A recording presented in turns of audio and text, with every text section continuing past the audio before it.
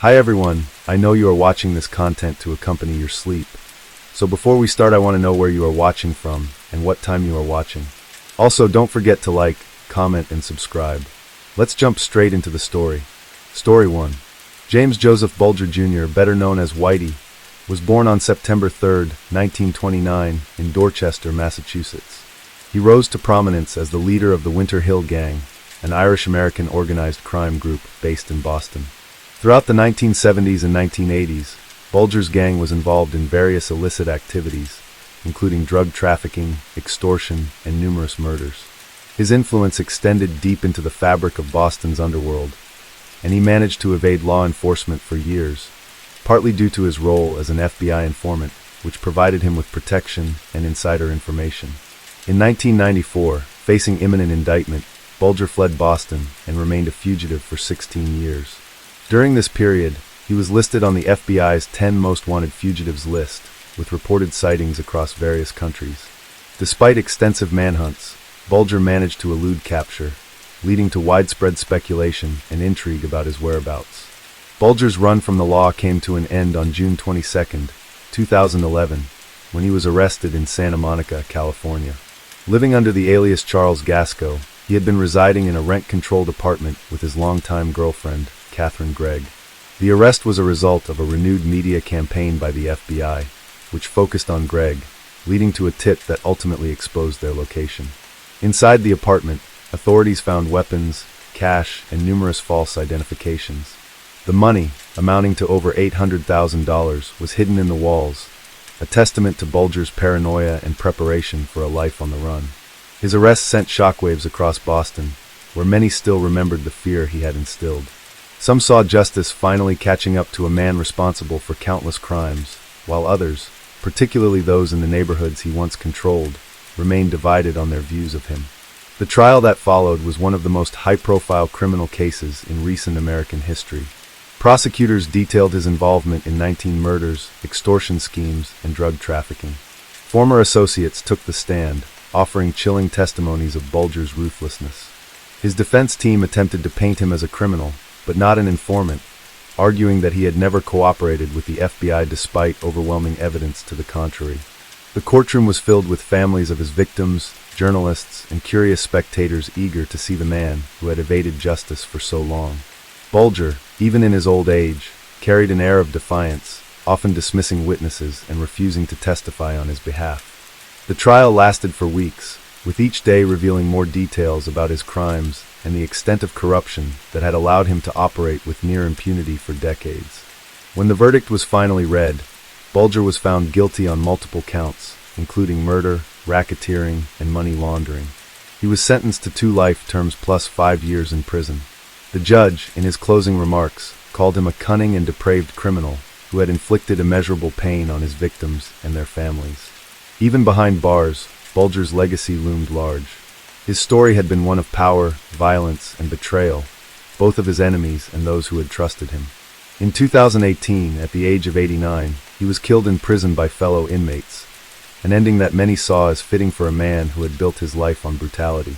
His death closed a chapter in Boston's long history of organized crime, but his name remains infamous, a symbol of how corruption and violence can intertwine in the darkest corners of society.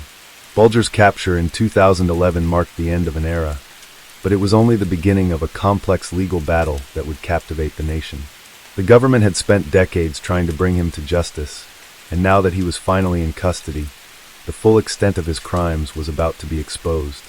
As the prosecution prepared its case, the details of his violent reign over Boston's underworld began to resurface, shocking even those who had followed his criminal career for years. The Winter Hill Gang, under Bulger's leadership, operated with ruthless efficiency. They controlled much of the city's illegal gambling, loan sharking, and drug distribution networks. Those who crossed Bulger often disappeared without a trace. His preferred method of maintaining power was a combination of fear and manipulation. He had informants everywhere, keeping him ahead of law enforcement, and his reputation for brutality ensured that few dared to challenge him. One of the most infamous aspects of Bulger's criminal career was his relationship with the FBI. While the agency was tasked with taking down organized crime, certain agents became entangled in Bulger's web of corruption. For years, He provided information on rival criminals in exchange for protection from prosecution. This arrangement allowed him to operate with impunity, eliminating competition while avoiding serious legal consequences.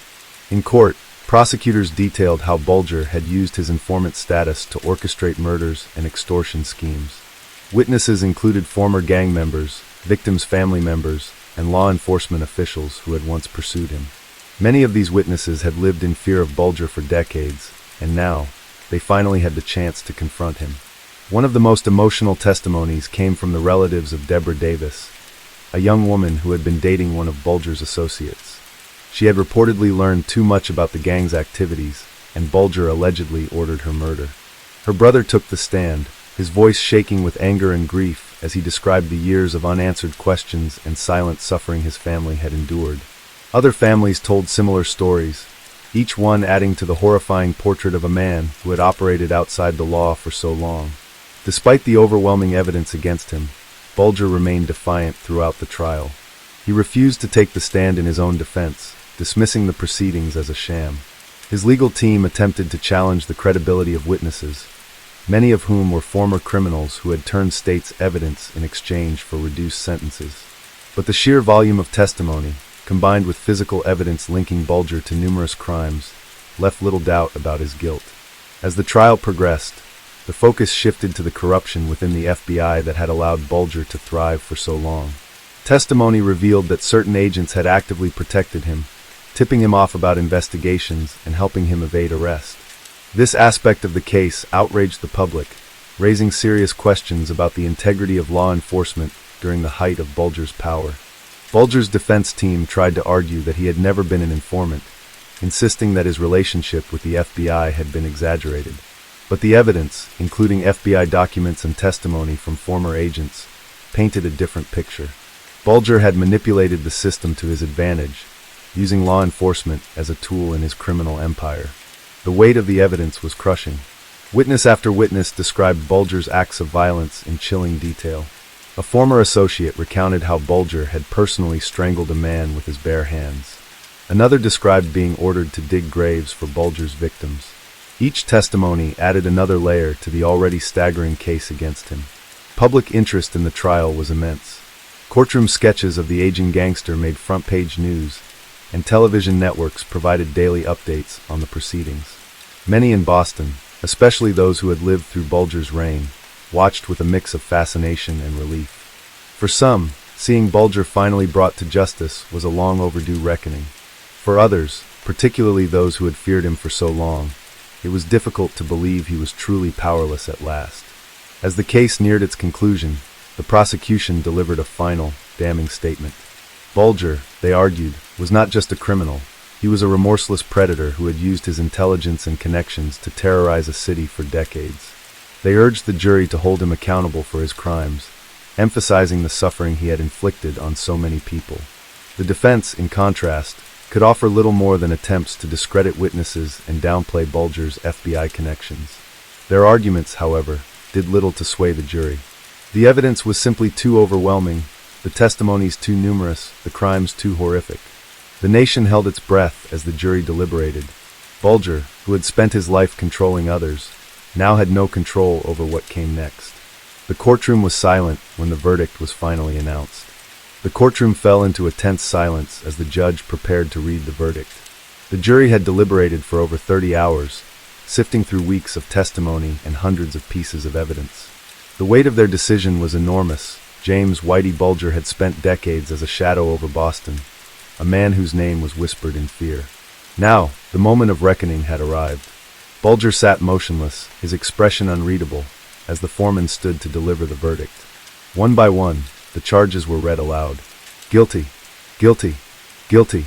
The list went on, confirming what many had long suspected, but had never seen proven in a court of law. Whitey Bulger was a murderer, a criminal mastermind, and a man who had built his empire on intimidation, betrayal, and death. As the final charge was announced, a ripple of emotion moved through the courtroom. Family members of his victims, many of whom had waited decades for justice, began to weep. Some clutched one another, offering support in a moment that was both triumphant and deeply painful.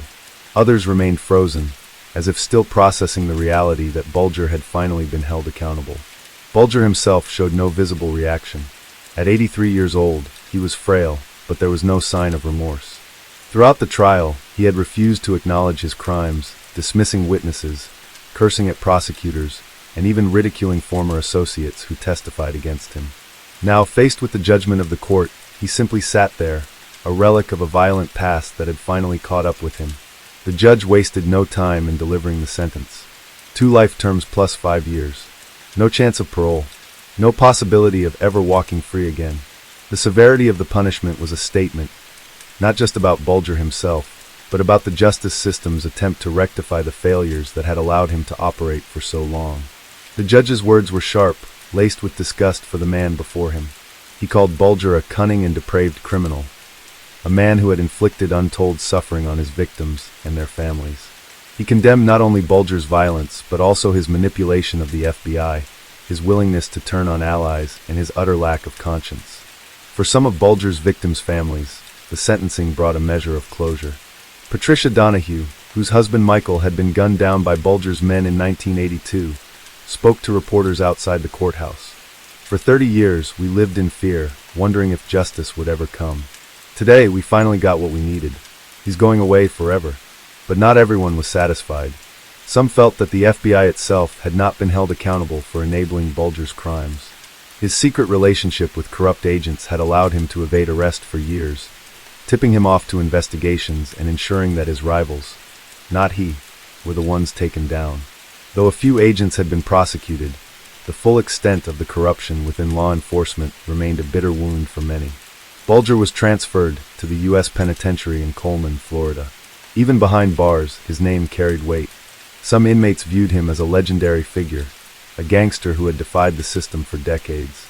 Others saw him as a rat, a man who had sold out his own associates while pretending to be untouchable. His time in prison was not easy. Bulger, once the most feared man in Boston, was now just another aging criminal, stripped of power and influence. He spent much of his time in isolation, aware that his reputation made him a target.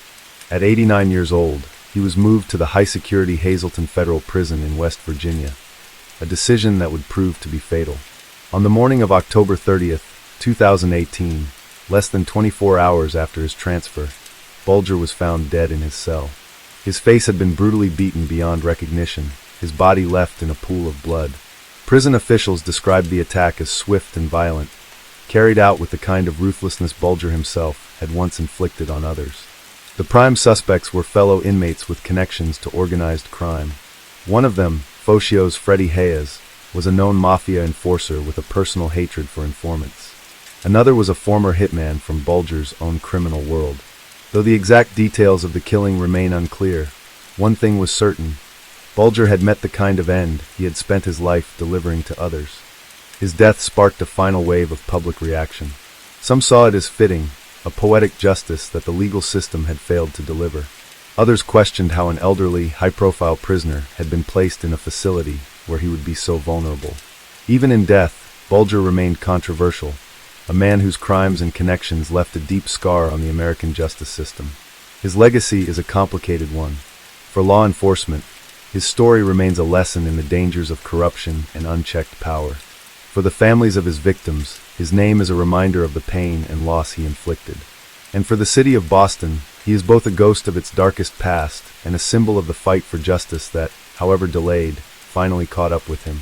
Story 2.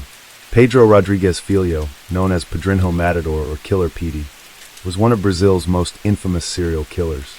Born on July 17, 1954, in Santa Rita do Sapucaí, Minas Gerais, he had a violent childhood that shaped his future.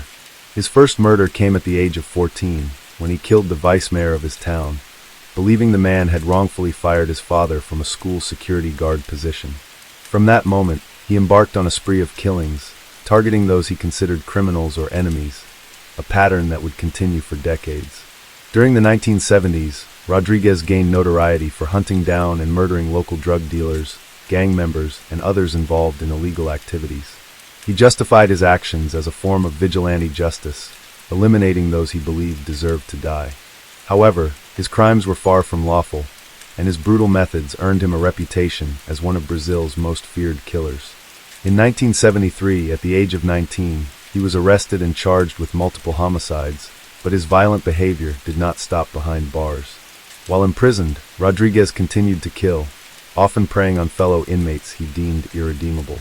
Reports suggest he was responsible for at least 40 murders while in custody. Despite his staggering body count, Brazil's legal system placed a maximum sentence of 30 years on any prisoner, meaning Rodriguez would eventually be released. In 2007, after serving his time, he walked free. His release sparked controversy, with many fearing he would return to his old ways. Initially, he appeared to live a quiet life, keeping out of trouble and even giving interviews where he claimed he had reformed. But in 2011, he was arrested again, this time on charges including inciting riot and deprivation of liberty. The circumstances of his rearrest suggested he had not abandoned his violent tendencies, reigniting public debate over whether Brazil's penal system had failed in handling dangerous criminals like him. Rodriguez's case highlighted ongoing flaws in Brazil's justice system. His ability to continue killing within prison and the fact that he was released despite his extensive criminal record exposed the limitations of sentencing laws at the time. His story became a cautionary tale, a grim reminder of what happens when the legal system is ill-equipped to deal with individuals who seem incapable of rehabilitation. The public response to his rearrest was intense. Many questioned why a man responsible for so many deaths had ever been allowed to walk free. Some argued that the legal cap on sentences needed reform, while others debated whether certain criminals should be permanently removed from society. The case forced lawmakers to confront the reality that Brazil's prison system was not just failing to rehabilitate violent offenders, but, in some cases, allowing them to continue their crimes even while incarcerated. Rodriguez, for his part, showed little remorse. Over the years, he had given various interviews in which he spoke about his past with chilling detachment. He described some of his murders in detail, often laughing or expressing no regret. His demeanor reinforced the belief that he was a man who saw violence as a natural part of life, someone who had lived by his own set of brutal rules for so long that he no longer recognized the concept of moral boundaries. As his case continued to unfold, Brazil watched with fascination and horror. He had spent years as both a feared killer and a symbol of the justice system's failures. His arrest in 2011 raised more questions than answers. Could a man like Pedro Rodriguez Filho ever truly change? Or was he simply proof that some people are beyond redemption? Rodriguez's 2011 arrest was met with a mixture of relief and outrage. To many, it was proof that his supposed reformation had been a facade, a temporary restraint on a man whose instincts were too deeply ingrained to suppress. His initial release in 2007 had already been controversial, with legal experts and the families of his victims questioning how a man responsible for so many murders, both inside and outside of prison, could be allowed back into society. The answer lay in the legal system itself. Brazil's penal code at the time restricted prison sentences to a maximum of 30 years, regardless of the severity or number of crimes committed. This meant that no matter how many people Rodriguez had killed, the law dictated that he could only serve 3 decades behind bars. Over time, legal reforms extended the maximum sentence to 40 years, but that change had come too late to affect Rodriguez's case. He had served his time under the existing framework and was therefore released, despite his history of extreme violence. After his release, Rodriguez initially kept a low profile. He moved to the countryside, where he claimed to live a peaceful life, dedicating himself to religion and personal reflection. In several interviews, he spoke of his past with an eerie sense of detachment, often admitting to his crimes but insisting he had changed. He presented himself as a reformed man, someone who had left behind a life of killing and now sought redemption. But many remained skeptical. Could a man who had taken so many lives, who had spent years killing even within the confines of prison, truly be rehabilitated? His psychological profile suggested otherwise. Unlike many serial killers, Rodriguez did not fit the mold of a calculating sociopath who operated in secrecy. His killings were often impulsive, fueled by his personal sense of justice, and carried out without concern for legal consequences. He was a man who viewed murder as a tool, as a means of correcting what he perceived as wrongs. His arrest in 2011 shattered any lingering illusions about his rehabilitation. The details surrounding his capture remained unclear at first, but reports indicated that he had been involved in a criminal dispute, leading to accusations of inciting riot and depriving someone of their liberty. While the charges were not as severe as the brutal killings of his past, they were enough to prove that he was still drawn to violence, unable or unwilling to break free from his old ways. Public reaction was swift. News of his arrest reignited debates about Brazil's justice system and whether it was equipped to handle criminals of his nature. Some saw his rearrest as a predictable failure, a sign that the legal system had been naive to believe he could ever be released safely. Others argued that his case was an anomaly, an extreme example that should not dictate broader policy decisions. Law enforcement officials were among those most vocal about the dangers Rodriguez posed. Officers who had worked on his case described him as one of the most dangerous individuals they had ever encountered, a man who operated by his own rules and seemed entirely unbothered by the weight of his crimes.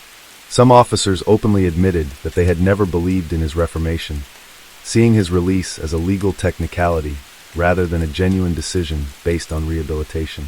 As Rodriguez awaited trial for his new charges, journalists and true crime enthusiasts dissected his past, revisiting the horrifying details of his previous crimes.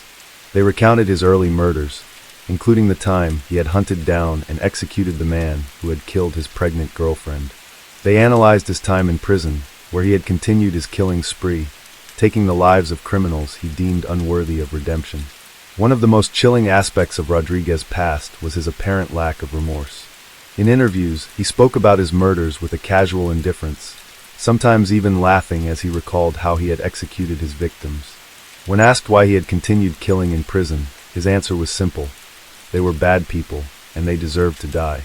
It was this mindset that had made him so terrifying, his belief that he was a force of justice, that his killings were not crimes but necessary actions.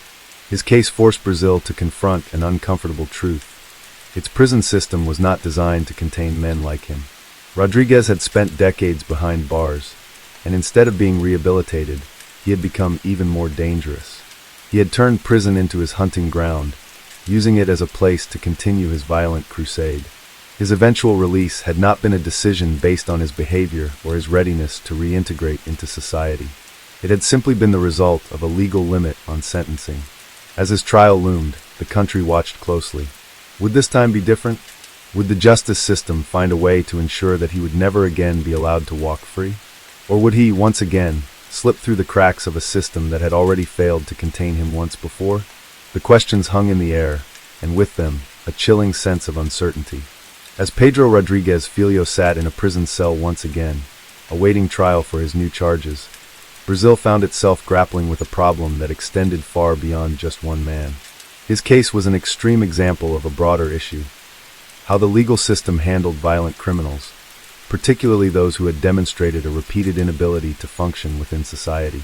His rearrest forced the country to confront the uncomfortable reality that its justice system had failed to prevent a known murderer from returning to crime. Rodriguez's story had already become the stuff of legend, a true crime saga that fascinated and horrified people in equal measure. His past killings had earned him a reputation as one of Brazil's most prolific serial killers, but his motivations had always set him apart from others in his category. He did not kill indiscriminately. He chose his victims carefully, targeting those he saw as corrupt, dangerous, or deserving of death. Some even viewed him as a twisted sort of antihero, a man who did what the justice system could not, or would not, do. But no matter how he justified his actions, the fact remained that he was a killer. He had taken dozens of lives, inside and outside of prison, without hesitation or remorse. Even when he spoke about his murders, his tone was disturbingly casual, as if he were discussing routine matters rather than the violent deaths of human beings. This lack of empathy was what terrified people the most. It wasn't just that he killed, it was that he seemed to believe he had the right to decide who lived and who died. His 2011 arrest might not have been for murder, but it raised serious questions about whether he would ever truly leave behind his violent tendencies. Reports suggested that he had been involved in a dispute with criminals from a local gang, leading to charges of inciting a riot and unlawfully imprisoning someone. The details were murky, but what was clear was that he had once again inserted himself into a world of crime, unable to stay away from the lifestyle that had defined him for so long. Many believed his return to violence was inevitable. He had spent the majority of his life behind bars, living in an environment where survival often depended on being the most ruthless person in the room. Even in a society that believed in second chances, Was it realistic to expect that someone with his history could simply walk away from everything he had known? Or had prison shaped him into something that could never be undone? His case reignited debates over whether Brazil's sentencing laws needed to be reformed. The fact that he had been released at all struck many as absurd, given that he had murdered over 70 people, including fellow inmates. How could a system claim to serve justice when a man like Rodriguez was allowed to walk free simply because he had reached a legal time limit? Should serial killers, particularly those who had demonstrated an ongoing pattern of violence, be eligible for parole at all? Some politicians and legal experts called for stricter sentencing guidelines, particularly for repeat offenders with a history of extreme violence. They argued that cases like Rodriguez proved that certain criminals were beyond rehabilitation, and that the law needed to reflect that reality. Others, however, warned against reactionary policies, cautioning that changing sentencing laws based on one notorious case could lead to broader consequences, potentially resulting in overly harsh punishments for lesser crimes. Meanwhile, Rodriguez's notoriety continued to grow. He had already been the subject of books, documentaries, and countless media reports, but his 2011 arrest renewed public interest in his life. He had once claimed to be reformed, even speaking to reporters about how he regretted his past. Now that claim seemed laughable. If he had truly changed, why had he been caught up in criminal activity once again? His public persona was deeply unsettling. Unlike many criminals who avoided media attention, Rodriguez seemed to embrace it. He had given numerous interviews where he spoke openly about his past crimes, often with a chilling lack of remorse. In some cases, he even smiled as he recounted his killings, as if reminiscing about past glories rather than confessing to brutal murders. This only added to the perception that he was not just dangerous, but completely detached from normal human emotions. As his trial approached, legal analysts speculated on what would happen next. Given his history, prosecutors were expected to push for the maximum possible sentence, arguing that Rodriguez was too dangerous to be allowed back into society. But many feared that the legal system, bound by its own limitations, might once again fail to keep him behind bars permanently. Some believed Rodriguez thrived on the attention, that he enjoyed being seen as a larger-than-life figure. In a way, he had created his own mythology. The killer who only targeted criminals, the man who saw himself as delivering justice in a world that had failed to do so. But beneath that persona was a brutal reality. He was a man who had taken dozens of lives, a man who had continued to kill even when locked away, and a man who, despite claiming to be reformed, had once again found himself at the center of a criminal case. His rearrest did not answer the question of whether he could ever truly change. Instead, it reinforced the belief that some people are simply wired for violence, that no amount of time behind bars can erase what they have become. Brazil's justice system had given Rodriguez a second chance, but what he did with that chance suggested that he had never really left his old life behind.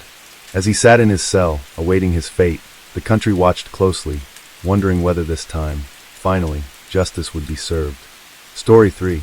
On July 22, 2011, Norway experienced an unprecedented tragedy that would forever alter its national consciousness. Anders Behring Breivik, a 32-year-old Norwegian with far-right extremist views, orchestrated a two-part terrorist attack that claimed the lives of 77 individuals, marking it as the deadliest event on Norwegian soil since World War II. The sequence of terror commenced in the heart of Norway's capital, Oslo.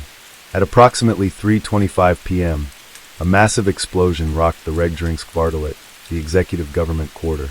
Breivik had strategically placed a van loaded with a homemade fertilizer bomb, weighing about 950 kilograms, near the office of then Prime Minister Jens Stoltenberg. The detonation resulted in the deaths of 8 people and caused extensive injuries to over 200 others, with 12 sustaining severe wounds. The blast inflicted significant structural damage to government buildings, shattering windows and sending debris flying across the vicinity. Panic ensued as emergency responders rushed to the scene, working frantically to rescue those trapped in the rubble and assist the wounded. In the immediate aftermath, speculation ran wild. Many initially suspected an international terrorist organization was responsible, given the scale and coordination of the attack.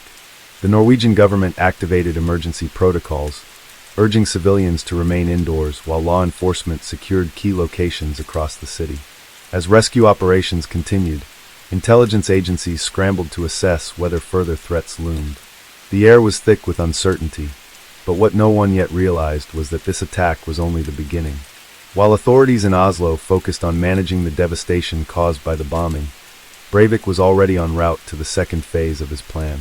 Disguised as a police officer, he drove to the island of Utøya, approximately 40 kilometers northwest of the capital.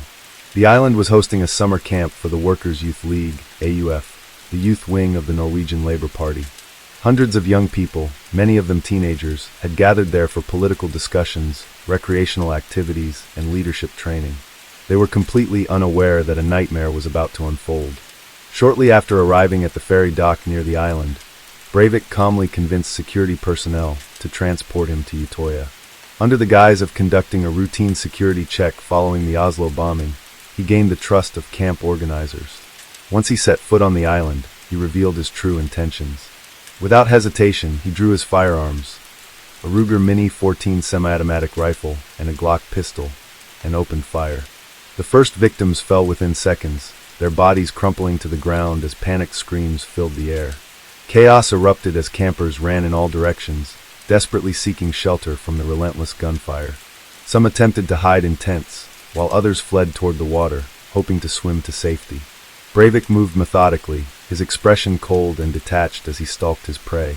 Survivors later recounted how he taunted his victims, calling out to them in a falsely reassuring voice, only to execute them as soon as they emerged from hiding.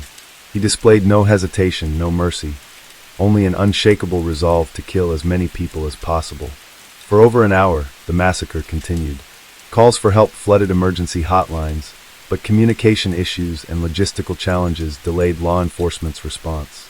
The remote location of the island, combined with confusion from the ongoing crisis in Oslo, hindered a swift intervention. Meanwhile, Breivik roamed freely, executing those he found with chilling precision. The water surrounding the island became a desperate escape route for some, but even then, safety was not guaranteed. Survivors later described how he fired at those trying to swim away, their bodies vanishing beneath the surface of the fjord. As the gunfire persisted, Norway's elite police force, the Delta Force, was mobilized. Once on site, officers swiftly located Breivik, who, to their surprise, surrendered without resistance. He was taken into custody, his expression eerily calm, as if he had merely completed an objective. The nightmare had ended, but the scars it left on Norway would never fade. In the moments after Anders Behring Breivik's arrest, Norway stood in stunned silence. The scale of the violence was incomprehensible. The Oslo bombing had already sent shockwaves through the country, but the massacre on Utøya was beyond anything the nation had ever witnessed. Survivors, many of them young teenagers, emerged from their hiding places in a state of shock. Some were drenched, shivering from having swum across the fjord. Others were covered in blood, whether their own or that of their friends who had not been as fortunate. Parents who had sent their children to the summer camp expecting a weekend of political discussions and outdoor activities were now frantically calling their phones, desperate for answers that would not come quickly enough. The emergency response team worked tirelessly to secure the island and evacuate the wounded. Helicopters hovered over the site, their searchlights cutting through the growing darkness, while rescue boats combed the shoreline for survivors who had fled into the water. Ambulances lined up at the ferry dock, ready to transport the injured to hospitals across the region. Despite the chaos, medical personnel moved with precision, stabilizing victims and providing psychological support to those too traumatized to speak. Some survivors were unable to form coherent sentences, their bodies trembling from fear and exhaustion. Others broke down upon realizing the full extent of the tragedy, collapsing into the arms of strangers, their cries echoing across the water. Back in Oslo, news of the Utøya massacre spread rapidly. Norwegians, still reeling from the bombing in the capital, could hardly grasp that an even greater horror had unfolded just hours later. The media scrambled to piece together the timeline of events, initially speculating that the attacks were the work of an international terrorist organization. But as details emerged about Breivik's arrest, the narrative shifted. This was not the work of a foreign extremist group. This was the act of a Norwegian national, one of their own. As law enforcement began interrogating Breivik, the full extent of his meticulously planned attack became clear. He had spent years preparing for this day, stockpiling weapons and explosives, drafting a manifesto that outlined his extremist ideology, and carefully crafting a strategy to maximize casualties. He had chosen his targets deliberately, seeing the government quarter in Oslo, and the youth camp on Utøya as symbols of what he despised, a multicultural, liberal Norway that, in his eyes, had abandoned its national identity. His actions were not impulsive. They were the culmination of years of radicalization and resentment. Authorities searched Breivik's residence and uncovered a chilling array of evidence. His manifesto, a 1,500-page document titled 2083, a European Declaration of Independence, detailed his beliefs and justification for the attacks. He viewed himself as a crusader against what he called the Islamization of Europe and blamed Norway's Labour Party for facilitating immigration policies that, in his view, threatened the country's cultural purity. The document was not just a personal diary of grievances. It was a call to arms, an attempt to inspire others to follow in his footsteps. Forensic analysts pieced together how Breivik had executed his plan. He had spent months acquiring the materials needed to build the bomb used in Oslo, purchasing fertilizer and chemicals under the guise of running a farming business. He had trained himself in weapons handling and tactics, ensuring that when the moment came, he would be able to carry out his attack with deadly efficiency. His choice to wear a police uniform on Utøya was not just a practical disguise, it was a psychological weapon. It made his victims hesitate, lowering their defenses just long enough for him to strike. Norwegian leaders, including Prime Minister Jens Stoltenberg, addressed the nation in the wake of the tragedy. Their message was clear: Norway would not be defined by hatred. Stoltenberg called for unity, urging citizens to respond to the attack not with vengeance, but with resilience and a commitment to democracy. The country, known for its peaceful society and emphasis on social cohesion, was determined not to let Breivik's ideology take root. Yet, even as the nation mourned, questions arose. How had Breivik managed to orchestrate such a large-scale attack without detection? Were there warning signs that had been ignored? Some critics pointed to the delays in the police response, particularly the time it took for the special forces to reach Utøya. The initial reports indicated that logistical challenges, including a lack of suitable transport and communication difficulties, had slowed the rescue operation. Others debated whether Norway's criminal justice system was equipped to handle an offender like Breivik. As the legal proceedings against him began, survivors and victims' families prepared for the long road ahead. They would have to relive the worst day of their lives in court, forced to listen as Breivik explained, without remorse, why he had committed the massacre. Some parents, devastated by the loss of their children, vowed to be present at every hearing, determined to ensure that their loved ones were not forgotten. The country braced itself for the painful but necessary process of seeking justice. The grief was immeasurable, but so was the strength of those left behind. As Norway came to terms with its darkest day, the resilience of its people shone through. Across the country, candlelight vigils were held in remembrance of the victims. Flowers covered city squares, and handwritten messages of love and unity lined the fences near the government buildings in Oslo. A movement emerged, not one of fear, but of defiance against the hatred that had fueled the attack. But even as Norway stood together in solidarity, one haunting question remained. Could something like this happen again? The nation had been unprepared for the horror of July 22, 2011. Now, it faced the daunting task of ensuring that such a tragedy would never happen again. As the trial of Anders Behring Breivik approached, Norway found itself at the center of a global debate. The world watched closely, not just because of the scale of the tragedy, but because of how Norway's justice system would handle a man who had committed the deadliest act of violence in the country's modern history. Norway prided itself on a legal framework that emphasized rehabilitation over punishment. But what did rehabilitation mean for someone like Breivik? A man who had taken 77 lives in cold blood, a man who did not express a shred of remorse? Could justice truly be served in a system that did not believe in life imprisonment? Under Norwegian law, the maximum prison sentence for any crime, even mass murder, was 21 years. There was an exception, a provision called preventive detention, which allowed for indefinite extensions of a sentence if the prisoner was deemed a continuing threat to society. But for many Norwegians, even the possibility that Breivik could one day be released was deeply unsettling. Some families of the victims feared that in a country so committed to leniency, a loophole could someday set him free. Despite these concerns, Norway refused to compromise its principles. Prime Minister Jens Stoltenberg made it clear: Norway would respond to terrorism not with vengeance, but with more democracy, more openness, and more love. In the months following the attack, the nation stood firm in its commitment to rejecting hatred. Thousands gathered for memorial services, singing songs of peace in direct defiance of Breivik's ideology. The message was clear: he had failed to divide them. If anything, he had only strengthened their unity. The trial began on April 16, 2012, drawing intense media attention. Breivik, dressed in a suit, entered the courtroom with a chilling lack of emotion. He smirked at times, offered a fascist salute, and remained disturbingly composed as he described his crimes in detail. His goal was not just to defend himself legally, he wanted a platform. He sought to justify his actions, to spread his extremist beliefs, to explain why he had targeted the government and the youth of the Labour Party. He wanted the world to listen, but Norway refused to give him what he wanted. The court proceedings, though necessary, did not amplify his voice the way he had hoped. Instead, survivors of the Utøya massacre took the stand, recounting their harrowing experiences. Some had hidden under beds or behind rocks as they listened to their friends being gunned down. Others described the agonizing decision to swim for their lives, knowing that those who could not keep up would drown. Parents of the victims spoke through tears, remembering the last phone calls they had received from their children, calls that ended with gunshots and silence.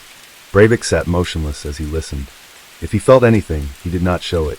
He insisted that he did not regret his actions, claiming he had been fighting a war against multiculturalism, against immigration, against what he saw as the destruction of Europe's identity.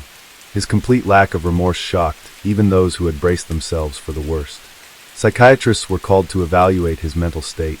Their assessments became a focal point of the trial. The first team diagnosed him with paranoid schizophrenia, which could have led to a verdict of criminal insanity, meaning he would be institutionalized rather than imprisoned. But a second team disagreed, concluding that he was fully responsible for his actions. The court ultimately ruled that he was sane and sentenced him to 21 years in prison, with the possibility of indefinite extensions. For many, the verdict was a formality. Given the nature of his crimes, it was widely expected that he would never be released. But the trial itself was symbolic. It reaffirmed Norway's commitment to justice, due process, and humanity, even in the face of unimaginable evil. Unlike the authoritarian regimes Breivik admired, Norway refused to abandon its values. Breivik was sent to Ila prison, where he was placed in solitary confinement.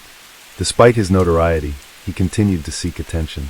He filed lawsuits claiming that his prison conditions were inhumane, complaining that he did not have access to a PlayStation 3 and that his coffee was served cold. He argued that being held in isolation violated his human rights. His complaints were widely ridiculed, especially by the families of his victims, who would never again see their loved ones. Norway, however, did not dismiss his grievances outright. The court ruled that some aspects of his confinement did violate human rights regulations, though the ruling changed little about his actual imprisonment. He remained isolated with strict monitoring, his every move controlled. Even behind bars, he remained a specter in Norwegian society. The attack had left an indelible mark, forcing the country to re-examine its policies on extremism, law enforcement response times, and prison sentencing. Security measures were tightened, and efforts to counter radicalization increased. But the greatest change was cultural. The attack had instilled a collective determination to safeguard democracy and reject hate. Schools incorporated lessons on tolerance and the dangers of extremism. Survivors of the Utøya massacre went on to become political leaders, activists, and advocates for peace. A decade after the attack, Norway continued to remember. Every year, on July 22nd, memorials were held in Oslo and on Utøya, where names of the victims were read aloud. The island, once a place of horror, was reclaimed as a site of resilience. New generations of young Norwegians gathered there, carrying forward the ideals that Breivik had sought to destroy. The bullet holes were gone, but the memories remained. Breivik had sought to break Norway, to make it retreat in fear. Instead, Norway had shown that it could not be broken. The wounds he left behind would never fully heal, but the country had emerged stronger, its commitment to peace and democracy unshaken. He had wanted to be remembered as a warrior. Instead, he would be remembered only as a murderer, a man whose legacy would never be one of victory, but of failure. Story 4. In 2011, Taiwan's legal system was thrust into the international spotlight due to the prolonged and contentious case of Chu Ho-san. Convicted of murder in 1989, Chu had spent over 2 decades on death row, with his case undergoing numerous retrials and appeals. Allegations of coerced confessions and judicial misconduct plagued the proceedings, raising profound questions about the integrity of Taiwan's justice system. The case began in 1987 when a 9-year-old boy was kidnapped and subsequently murdered. The crime shocked the nation, and under immense public pressure to find the perpetrator, authorities arrested Chu Ho-san along with several co-defendants. Chu was accused of being the mastermind behind the abduction and murder. Investigators claimed he had orchestrated the crime with the help of accomplices, seeking ransom from the boy's family. During police interrogations, Chu and his co-defendants were subjected to relentless questioning. Reports later surfaced that the confessions, which formed the backbone of the prosecution's case, were extracted through torture. Detainees were allegedly beaten, deprived of sleep, and threatened with execution if they refused to comply. Despite these claims, the confessions were accepted as evidence in court, leading to Chu's conviction and sentencing to death. His legal battle spanned decades. Human rights organizations, both within Taiwan and internationally, took notice of his case, arguing that the trial was fundamentally flawed. New evidence emerged suggesting that the forensic analysis used to link Chu to the crime was unreliable. Additionally, key witnesses recanted their testimonies, admitting they had been coerced into implicating him. Despite mounting concerns, Taiwan's judiciary remained resistant to overturning the conviction. Chu's appeals were repeatedly denied, and each time his execution was postponed, it was met with renewed debates about the fairness of the legal system. By 2011, the case had become one of Taiwan's most controversial, drawing comparisons to wrongful convictions in other parts of the world. As Chu continued to await his fate in solitary confinement, international pressure intensified. Amnesty International and other human rights groups urged the Taiwanese government to abolish the death penalty altogether, citing Chu's case as an example of how the system could lead to irreversible miscarriages of justice. The government, however, faced a dilemma. While global scrutiny called for reform, domestic sentiment largely supported the continuation of capital punishment, particularly in high-profile cases. The case of Chu Ho-san was more than just a legal battle. It was a test of Taiwan's evolving judicial principles, its stance on human rights, and the extent to which past injustices could be rectified.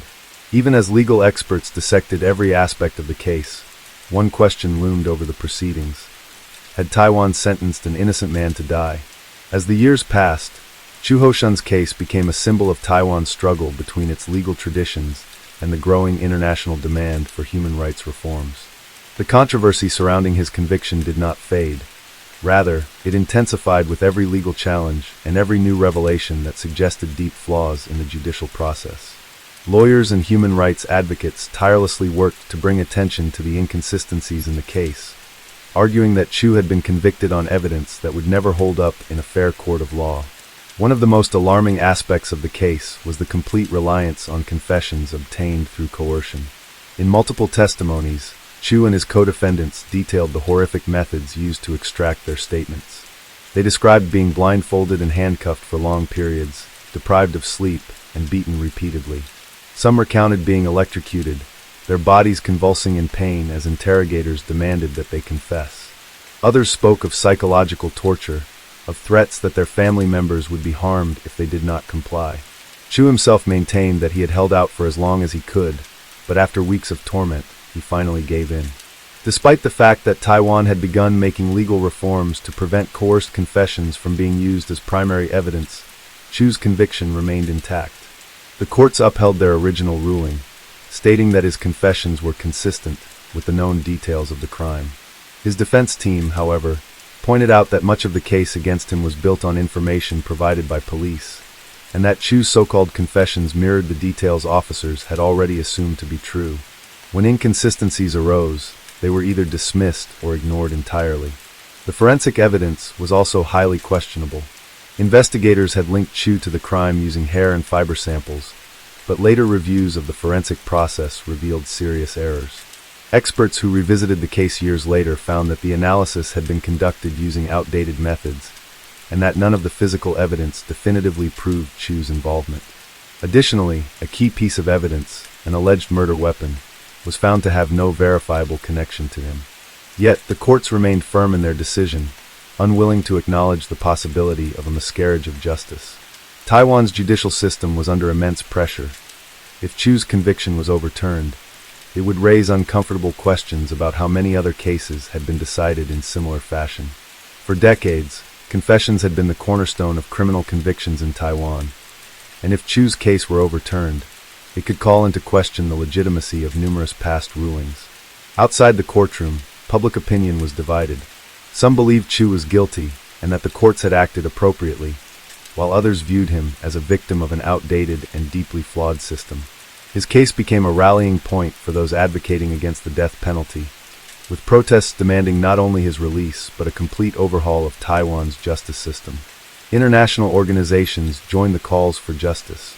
Amnesty International, the Taiwan Association for Human Rights, and other advocacy groups petitioned the government to conduct a fair and transparent review of the case.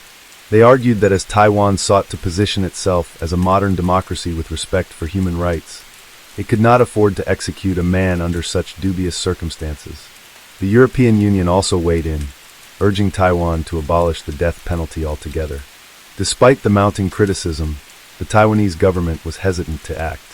The issue of capital punishment remained politically sensitive, and many officials feared that pardoning Chu would be seen as an admission of widespread judicial failure. However, with each passing year, the calls for reform grew louder, forcing the government to confront the reality that Chu's case was not simply going to disappear. Chu himself, now an aging man who had spent more than 2 decades in prison, expressed exhaustion but remained resolute in his claims of innocence. In interviews, he spoke about the years lost, about the pain of knowing that his fate had been decided by a system that refused to acknowledge its own mistakes. He described the isolation of death row, the uncertainty of waking up each morning not knowing whether it would be his last. His story resonated with many, sparking debates about Taiwan's death penalty system and whether it was truly equipped to deliver justice. More cases began emerging in which defendants had been convicted under questionable circumstances, some of whom had already been executed before new evidence came to light. By 2011, the world was watching Taiwan closely. The government could no longer ignore the growing demand for justice. Would Taiwan take the bold step of exonerating a man who had been sentenced under questionable circumstances, or would it uphold a conviction tainted by decades of legal misconduct? The nation stood at a crossroads, and the decision it made would have lasting implications for its justice system and its global reputation. As 2011 progressed, the pressure on Taiwan's legal system intensified.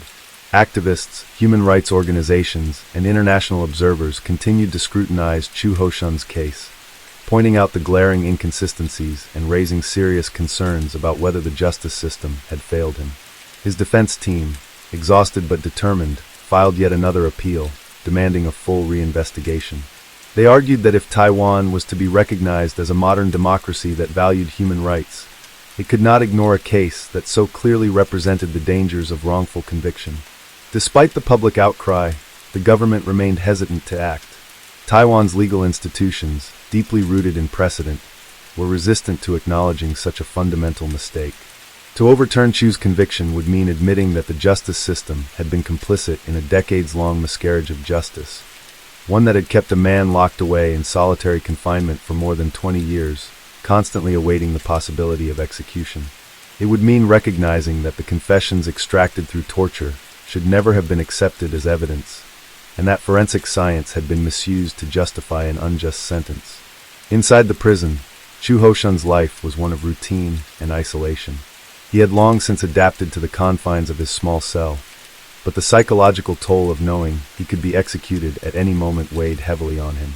Over the years, he had watched as fellow death row inmates were led away, their sentences carried out swiftly and without warning. The knowledge that he could be next was a burden he had carried for decades. His survival, he believed, was no longer just about himself. It was about proving that Taiwan's justice system could still be held accountable. One of the most critical developments in his case came when new forensic analysis showed that the evidence originally used to convict him was unreliable. Independent experts reviewed the original findings and concluded that the forensic methods used at the time were not only outdated, but had been applied inconsistently. The hair and fiber samples that supposedly tied him to the crime scene had been improperly tested, and there was no concrete DNA evidence placing him at the scene. These findings further reinforced the belief that his conviction had been based on fabricated or coerced evidence. By this point, legal scholars and human rights activists were openly calling for a review of Taiwan's reliance on the death penalty. They cited Chu's case as the strongest example of why capital punishment should be abolished. If an innocent man could be executed due to flawed evidence and coerced confessions, then the system itself was too dangerous to continue. However, many in Taiwan still viewed the death penalty as necessary for the worst crimes, and any attempt to abolish it faced significant political resistance. Despite these challenges, Chu's case began to shift public perception. The idea that a man could be sentenced to death without irrefutable evidence unsettled many. Protests demanding judicial reform became more frequent, and media coverage of his case brought renewed attention to Taiwan's broader issues with wrongful convictions. Investigations into past cases revealed that Chu was not alone. Other prisoners had been convicted under similarly questionable circumstances, some of whom had already been executed before the flaws in their cases were discovered. The legal battle continued, with the courts still reluctant to overturn the conviction. Some judges argued that, despite the inconsistencies, the legal process had already been exhausted. Others feared that exonerating Chu would open the floodgates for appeals in numerous other cases, creating a crisis of credibility for Taiwan's judiciary. But as international pressure mounted, the government was forced to reconsider its stance. In late 2011, Taiwan's judicial authorities announced that they would conduct a formal review of the case.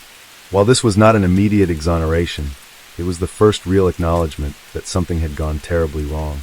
The government also announced broader legal reforms, including new protections against coerced confessions and increased scrutiny of forensic evidence. While these changes came too late for many who had suffered under the previous system, they represented a step toward preventing future injustices. Chu Ho-san's case continued to drag on, with legal motions and bureaucratic delays preventing a swift resolution. But the tide was turning. More legal experts and politicians began speaking out in his favor, calling for his immediate release. By the end of the year, the pressure was undeniable. Taiwan could no longer afford to ignore the case. In the years that followed, Taiwan would continue to wrestle with the implications of Chu's wrongful conviction. His case became one of the most well-documented miscarriages of justice in the country's history, serving as a cautionary tale of what happens when the legal system prioritizes expedience over fairness. Though justice had been delayed for decades, his story had ignited a movement, one that demanded accountability, reform, and above all, the recognition that no system is infallible. As 2011 came to a close, Chu remained behind bars, still fighting for the justice that had eluded him for so long. His fate was uncertain, but one thing was clear: his case had changed Taiwan forever. Story 5. Ong Soo-hoon, a 36-year-old woman, had always been known as quiet and reserved, a person who kept her emotions guarded even from those closest to her. She had spent years cultivating a life that seemed stable, working hard, maintaining friendships, and even venturing into business. But beneath that exterior, something festered. In 2011, Singapore was shaken by the news that she had committed an unthinkable crime, murdering her longtime friend and former lover, Suling Swee. What seemed like a friendship built on trust had unraveled into tragedy, exposing the deep fractures beneath their shared history. Ong and Ing first met in 1995 during their time at Nji and Polytechnic. Their friendship was immediate and deep, built on shared interests and long conversations that stretched late into the night. Over time, their connection grew beyond platonic affection, and in 2010, they entered into a brief romantic relationship.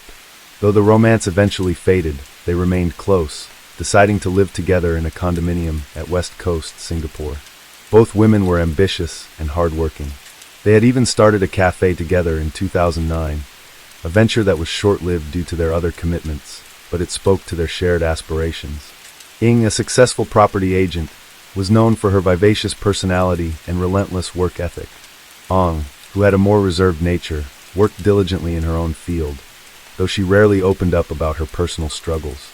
Their relationship, while seemingly strong, had underlying tensions that few people noticed. In the months leading up to the murder, cracks in their dynamic became apparent. Close friends of Ing later revealed that she had been planning to move out, sensing that their friendship had become strained.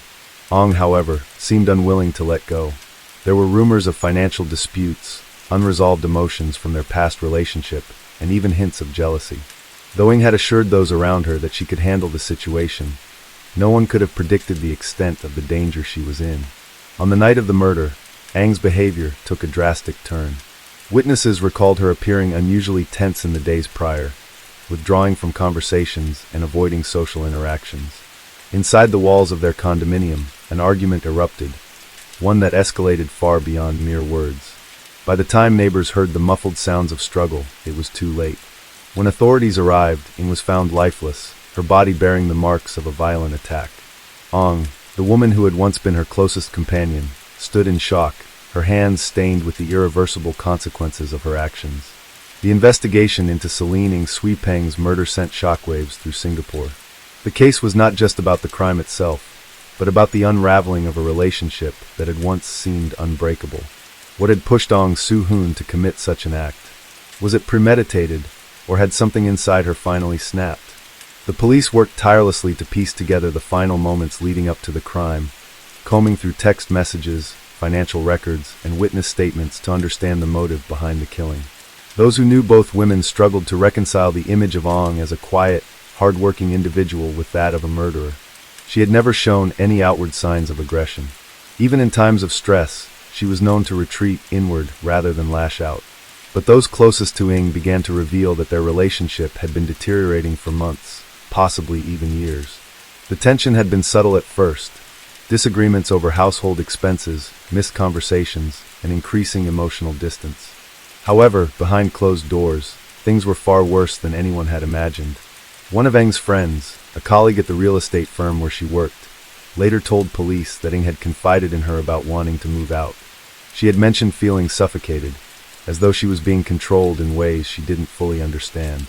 While Ing never described Ong as violent, there were moments that made her uneasy. Long silences, passive-aggressive remarks, an underlying resentment that seemed to build over time. She had delayed moving out, partly out of convenience and partly because she didn't want to cause unnecessary conflict. But those closest to her believed she had underestimated the intensity of Ang's emotions. Police uncovered financial disputes between the two women. Their previous business venture, the cafe they had opened together in 2009, had left lingering issues. Though the business had been sold, there were questions about money, who had contributed more, who had taken financial risks, and whether there were still unresolved debts between them. Ing was financially independent, thriving in her career, while Ong seemed to struggle. Friends noticed that Ong had become increasingly withdrawn, even resentful at times. While she never explicitly blamed Ing for her frustrations, there was an underlying bitterness that could not be ignored. The night of the murder, security footage showed Ing entering their condominium around 9:30 p.m. Less than an hour later, neighbors reported hearing what sounded like furniture being knocked over, followed by muffled shouting. These sounds were not unusual in apartment complexes, and no one thought much of it at the time. But what they had dismissed as a minor dispute would later prove to be the final moments of Eng's life. Ong later told investigators that the argument had started over something trivial, an unpaid bill, an old disagreement resurfacing. But as tensions rose, years of suppressed emotions came boiling to the surface. Ing, frustrated, may have finally voiced her decision to leave for good. To Ong, this may have felt like a final betrayal, an abandonment that she could not accept. At some point, the argument turned physical. The injuries found on Eng's body suggested a prolonged struggle. There were defensive wounds on her arms and hands, indicating that she had fought back. Blood was found in multiple areas of the apartment, suggesting that the altercation had moved from one room to another. Ong, in a fit of uncontrollable rage, had overpowered her friend, delivering fatal blows that ended Eng's life. By the time the police arrived, alerted by a worried neighbor who had finally decided to check on the disturbance, the apartment was eerily silent. Ong was found sitting on the floor, her expression vacant. She did not attempt to flee, nor did she resist arrest. It was as if the gravity of what she had done had only just settled in. When questioned, her responses were detached, almost robotic. She admitted to killing Ing but struggled to articulate why. She described feeling overwhelmed, as if something inside her had broken, leaving her unable to stop herself. Investigators knew that this was not a random act of violence. This was personal. This was the culmination of years of unresolved tension, of emotions that had been left to fester until they could no longer be contained. But whether Ong had intended to kill Ing that night, or whether it had been an explosion of uncontrolled rage, remained a critical question. As forensic teams examined the crime scene, they found further evidence of premeditation. A knife, wiped clean, was placed back in its drawer. Blood-stained clothing had been hastily discarded in the laundry basket. These small details suggested that after the killing, Ong had taken deliberate steps to compose herself, if only for a moment. Had she planned this all along? Or had she simply been acting on instinct, trying to clean up the mess in a desperate attempt to regain control? The answers were unclear, but one fact remained undeniable. Suling Swee was dead, and Ong Soo-hoon was responsible. Now all that was left was for the legal system to determine the extent of her guilt and what punishment she would face. The courtroom was silent as the judge entered, the weight of the case pressing down on everyone present. Ong Soo-hoon sat rigidly in the defendant's chair, her face unreadable. It had been months since her arrest, and in that time, psychologists had evaluated her, prosecutors had built their case, and the media had turned her into a figure of both fascination and horror. The woman who had once been seen as reserved, even unremarkable, was now infamous for the brutal killing of her closest friend. The trial began with the prosecution laying out their argument in painstaking detail. They painted a picture of a woman consumed by jealousy, resentment, and fear of abandonment. They spoke of the financial disputes, the growing emotional distance, and Ang's inability to let go of the one person who had been her constant for over a decade. Witnesses were called to testify about Ang's plans to move out, and how Ong had reacted poorly to the idea. The prosecution emphasized how Ong had a history of suppressing emotions until they exploded in ways no one had expected. Evidence from the crime scene was presented. Photos of the bloodstains, the overturned furniture, the defensive wounds on Ang's body. The prosecution argued that this was not an accident or a crime of passion committed in a single moment of rage. Instead, they suggested that Ong had been thinking about this for some time, possibly even planning it. They pointed to how she had tried to wipe the knife clean, how she had changed her clothes, and how, in the moments after the killing, she had simply sat there, waiting for reality to set in. These were the actions of someone who, at least in part, understood what they had done. The defense, however, presented a very different narrative. They described Ong as a woman struggling with deep-seated psychological issues, someone who had been emotionally dependent on Ing for years, and who had snapped when faced with the reality of losing her. They called upon psychologists who had evaluated her mental state and argued that she had not acted with premeditation, but rather had been overwhelmed by years of unresolved emotions. They claimed that Ong had suffered from depression and emotional instability, factors that impaired her ability to think rationally in the moment. Throughout the trial, Ong herself remained largely silent. When she did speak, her voice was soft, almost hesitant. She expressed remorse, though the prosecution argued that it was more regret for getting caught than true sorrow for what she had done. She never tried to justify her actions, but when asked why she did it, she struggled to answer. "I don't know," she said at one point. "I just lost control." The jury deliberated for hours, weighing the arguments carefully. The prosecution had painted her as a cold-blooded killer, someone who had thought about her crime before carrying it out. The defense, on the other hand, had framed her as a deeply troubled woman who had acted impulsively, without the clear intent to kill. When the verdict was finally read, the courtroom held its breath. Guilty.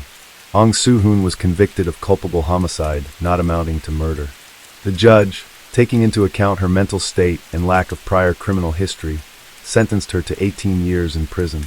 It was not the life sentence the prosecution had sought, but it was enough to ensure that she would not walk free anytime soon. For many, the case was a painful reminder of how even the closest relationships can turn toxic, how emotions left unchecked can spiral into something deadly.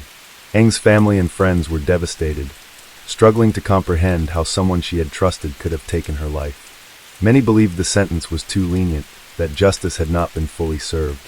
Others, however, saw it as a tragic case of mental illness and emotional breakdown, a situation where there were no real winners.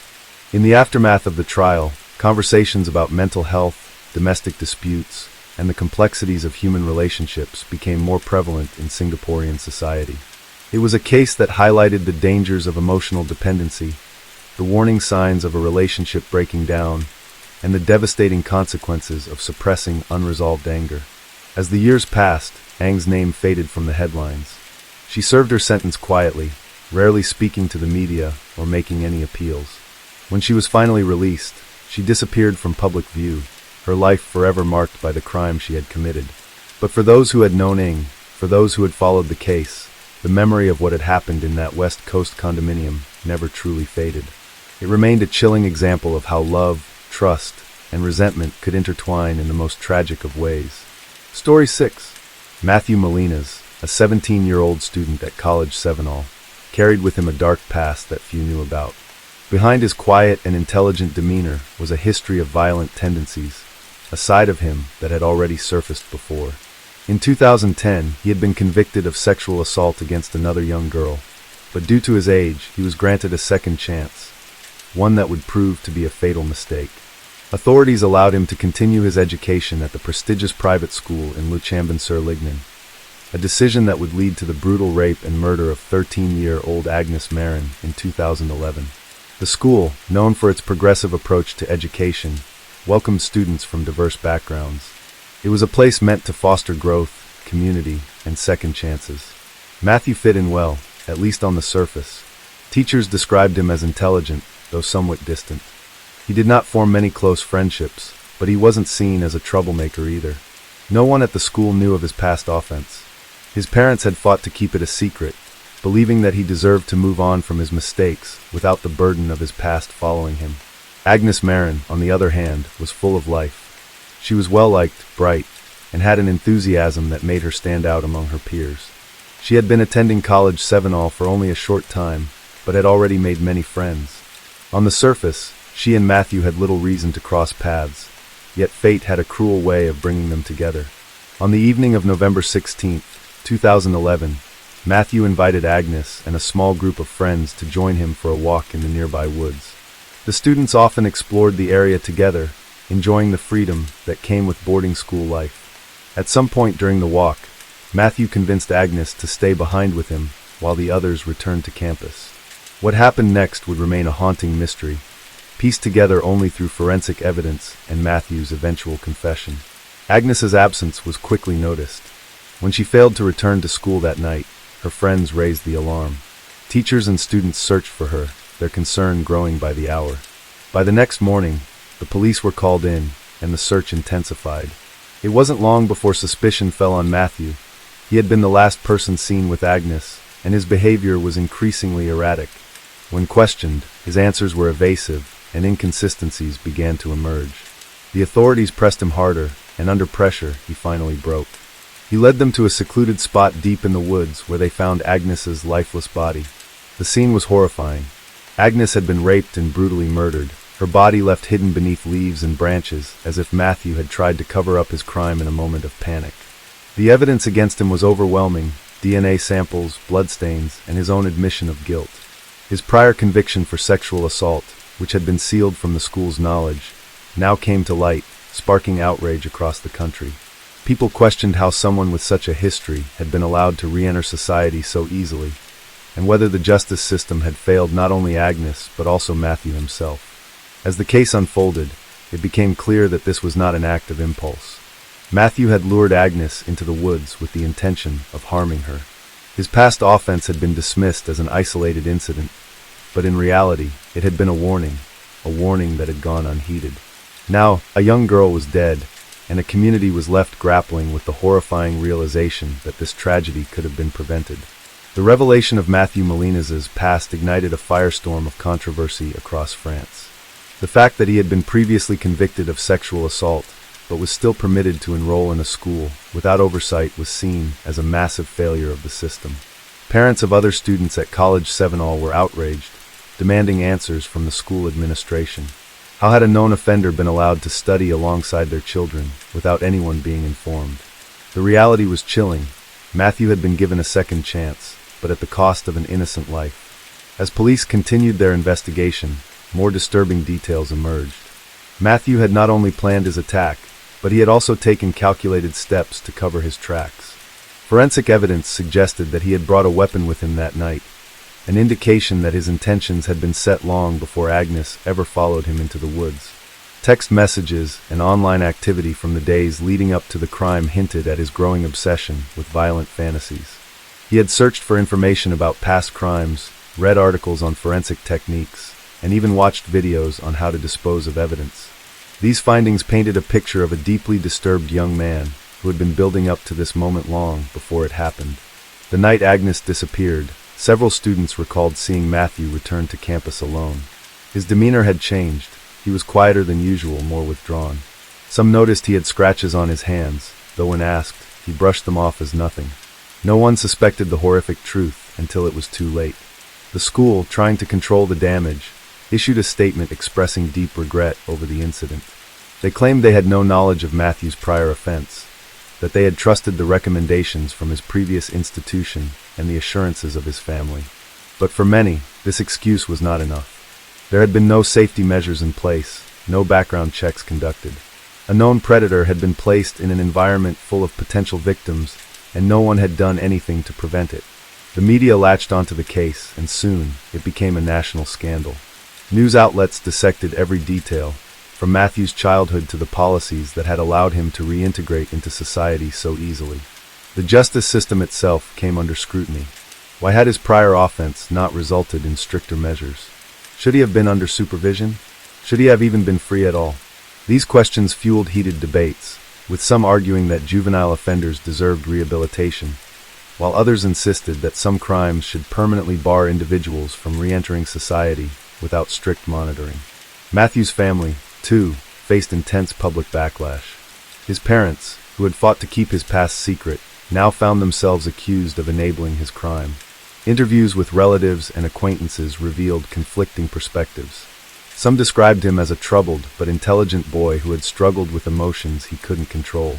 Others painted a far more sinister picture, one of a manipulative individual who had learned how to mask his true nature until the opportunity for violence presented itself again. As the trial loomed, Matthew himself remained largely silent. He was held in a detention center, undergoing psychological evaluations to determine whether he had acted out of mental illness or calculated intent. Some reports suggested he showed little remorse, while others described moments where he appeared to break down in private. Yet, when questioned directly, he failed to offer any clear explanation for why he had done what he did. "I don't know," he reportedly told one investigator. "I just wanted to see what it felt like." Those words haunted everyone involved in the case.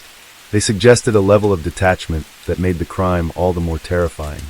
This wasn't just a crime of passion or an act of desperation. It was something far more chilling. A calculated decision, an experiment in cruelty. And because no one had stopped him before, he had done it again. Matthew Molina sat in the courtroom, his expression unreadable as the judge read the charges against him. The weight of the crime was evident in the room. Agnes Marin's family sat in silence, their faces pale, their grief visible in every restrained breath they took. Across from them, Matthew's parents looked equally devastated, but the public had little sympathy for them. They had fought to shield their son from the consequences of his past, and now, an innocent girl had paid the price. The prosecution wasted no time in laying out their case. They detailed how Matthew had lured Agnes into the woods, how he had raped her, how he had strangled her until her body went limp. They showed photographs of the crime scene, disturbing images of leaves stained with blood, her lifeless body partially concealed beneath dirt and branches. The evidence was overwhelming. DNA from his clothing matched Agnes's blood. Scratch marks on his hands and arms indicated that she had fought back. His internet search history suggested that he had researched similar crimes in the weeks leading up to the attack. Despite all of this, Matthew showed little reaction. His defense team attempted to argue that he had acted out of an untreated psychological disorder, that he had not fully understood the consequences of his actions. A forensic psychiatrist testified that Matthew displayed signs of antisocial personality disorder, but the prosecution countered that a diagnosis did not absolve him of responsibility. He had known what he was doing. He had covered up his crime. He had tried to lie when questioned. This was not the act of someone who had lost control. This was the act of a predator. Agnes's family was given the opportunity to speak. Her parents took the stand, their voices trembling as they described the bright, loving daughter who had been taken from them. Her mother clutched a photograph of Agnes as she spoke, her hands shaking. "She trusted him," she said. "We trusted this school. We trusted the people who were supposed to protect her. And now she's gone." The words hung in the air, leaving an unbearable silence in the courtroom. Outside, the case had ignited public outrage. Demonstrators gathered in front of the courthouse, demanding stricter laws for juvenile offenders. The debate over whether young criminals should be given second chances raged on. Some argued that Matthew had been failed by the system just as much as Agnes had. Others insisted that certain crimes should permanently mark a person as a danger to society, regardless of their age. The trial lasted several weeks, but the outcome was never in doubt. The jury deliberated for only a few hours before returning with a verdict: guilty of rape and murder. The judge sentenced Matthew to life in prison, with the possibility of parole after 30 years. It was the harshest sentence possible for someone his age, but for many, it still didn't feel like justice. Agnes's life had been cut short at 13. Matthew, even in prison, would live far longer than she ever would. Years later, the case remained a haunting reminder of the consequences of failing to recognize danger in time. It led to policy changes regarding background checks for students with criminal histories, but for Agnes's family, no reform could bring back their daughter. Matthew Molina's name faded from headlines, but Agnes's memory remained. In Luchambon-sur-Lignon, a small memorial was built in her honor, a quiet reminder of a young life stolen too soon. Story 7. George Zimmerman, a 28-year-old man, lived in the gated community of The Retreat at Twin Lakes in Sanford, Florida. He was the coordinator of the Neighborhood Watch program in the area and frequently reported what he perceived as suspicious activity to the police. On the night of February 26, 2012, he was inside his vehicle when he spotted a teenage boy walking through the neighborhood. The boy was Trayvon Martin, a 17-year-old who was visiting his father's fiancée and had just returned from a nearby convenience store, carrying a can of iced tea and a bag of Skittles. Zimmerman, armed with a legally owned handgun, called the non-emergency police line to report what he described as a suspicious individual. He noted that the teenager was wearing a hoodie and walking slowly, appearing to look around. The dispatcher asked if he was following the boy, and when Zimmerman confirmed, he was advised not to pursue him. Despite this instruction, Zimmerman exited his vehicle. What happened next remains a matter of debate, with conflicting accounts and a lack of clear eyewitness testimony. At some point, Zimmerman and Martin engaged in a physical altercation. Nearby residents heard shouting, a struggle, and a single gunshot. When police arrived, they found Trayvon Martin lying face down on the ground, fatally shot in the chest. Zimmerman, who had a bloody nose and injuries to the back of his head, claimed he had acted in self-defense. Law enforcement officers initially did not arrest Zimmerman, citing Florida's Stand Your Ground law, which allows the use of deadly force if a person feels their life is in danger. The decision not to charge him immediately sparked national outrage, with many believing that racial bias played a role in the handling of the case. Martin was unarmed, and his family, along with civil rights activists, demanded justice, arguing that Zimmerman had racially profiled him and instigated the confrontation. As the case gained media attention, protests erupted across the country, calling for Zimmerman's arrest. The phrase "Justice for Trayvon" became a rallying cry, and public figures, including then-President Barack Obama, addressed the controversy, further fueling the national conversation on race and self-defense laws in America. Weeks later, following public pressure and further investigation, Zimmerman was finally charged with second-degree murder and manslaughter. His trial would become one of the most highly publicized criminal cases in recent American history, dividing public opinion and raising crucial questions about race, gun laws, and the criminal justice system. The trial of George Zimmerman, which began in June 2013, became one of the most closely watched legal proceedings in recent American history. In the courtroom, prosecutors argued that Zimmerman had racially profiled Trayvon Martin and acted as a vigilante, instigating the confrontation that led to the teenager's death. They painted a picture of Zimmerman as an overzealous neighborhood watch volunteer who ignored police instructions and pursued Martin, leading to a deadly encounter. The prosecution contended that Martin, who was unarmed, was simply walking back to the home where he was staying when Zimmerman confronted him, setting off a tragic chain of events. Zimmerman's defense team, however, maintained that their client had acted in self-defense. They argued that Martin had attacked Zimmerman first, knocking him to the ground and striking him repeatedly. To support this claim, they pointed to injuries on Zimmerman's head and face, which they said were consistent with him having been pinned to the ground and beaten. They also emphasized Florida's controversial Stand Your Ground law, which allowed individuals to use deadly force if they reasonably believed they were in imminent danger of serious harm or death. The case relied heavily on forensic evidence, witness testimony, and a single, chilling 911 call that captured the moments leading up to the shooting. In the recording, Desperate cries for help could be heard, followed by a gunshot. One of the key questions in the trial was whether the voice calling for help was Zimmerman's or Martin's. Martin's family insisted that the cries belonged to Trayvon, pleading for his life. Zimmerman's defense team countered that it was their client, fighting for his survival as he was being attacked. The lack of definitive forensic proof left the jury to rely on their interpretation of the evidence. Another crucial moment in the trial was the testimony of Rachel Jeantel, a close friend of Trayvon Martin, who had been on the phone with him just moments before the shooting. She recounted that Martin had told her he was being followed by a creepy-ass cracker, and that he was scared. Her testimony, however, was scrutinized due to inconsistencies in her statements, and her credibility was attacked by the defense. Throughout the trial, the defense sought to portray Martin as a potential aggressor, pointing to traces of marijuana found in his system and past incidents of misbehavior at school. The prosecution, however, argued that these details were irrelevant and that Martin had been an innocent teenager simply walking home when he was confronted and ultimately killed. As the trial progressed, it became clear that the case had transcended the courtroom. It had become a symbol of deeper societal issues in the United States, reigniting debates about racial profiling, gun control, and self-defense laws. Across the country, protests and demonstrations continued, with activists and celebrities wearing hoodies in solidarity with Trayvon Martin and calling for justice. The case also led to the rise of the Black Lives Matter movement, which would go on to play a major role in advocating for racial justice in the years to come. After weeks of testimony and deliberation, the jury, a panel of 6 women, 5 of whom were white, delivered their verdict. The nation held its breath as the decision was read in court. Zimmerman was found not guilty of both second-degree murder and manslaughter. The ruling shocked and angered many, while others saw it as a justified application of the law. Protests erupted in cities across the country, with demonstrators decrying what they saw as a failure of the justice system to hold Zimmerman accountable for taking an unarmed teenager's life. Despite being acquitted, Zimmerman's life would never be the same. He remained a highly controversial figure, frequently making headlines for further legal troubles and public altercations.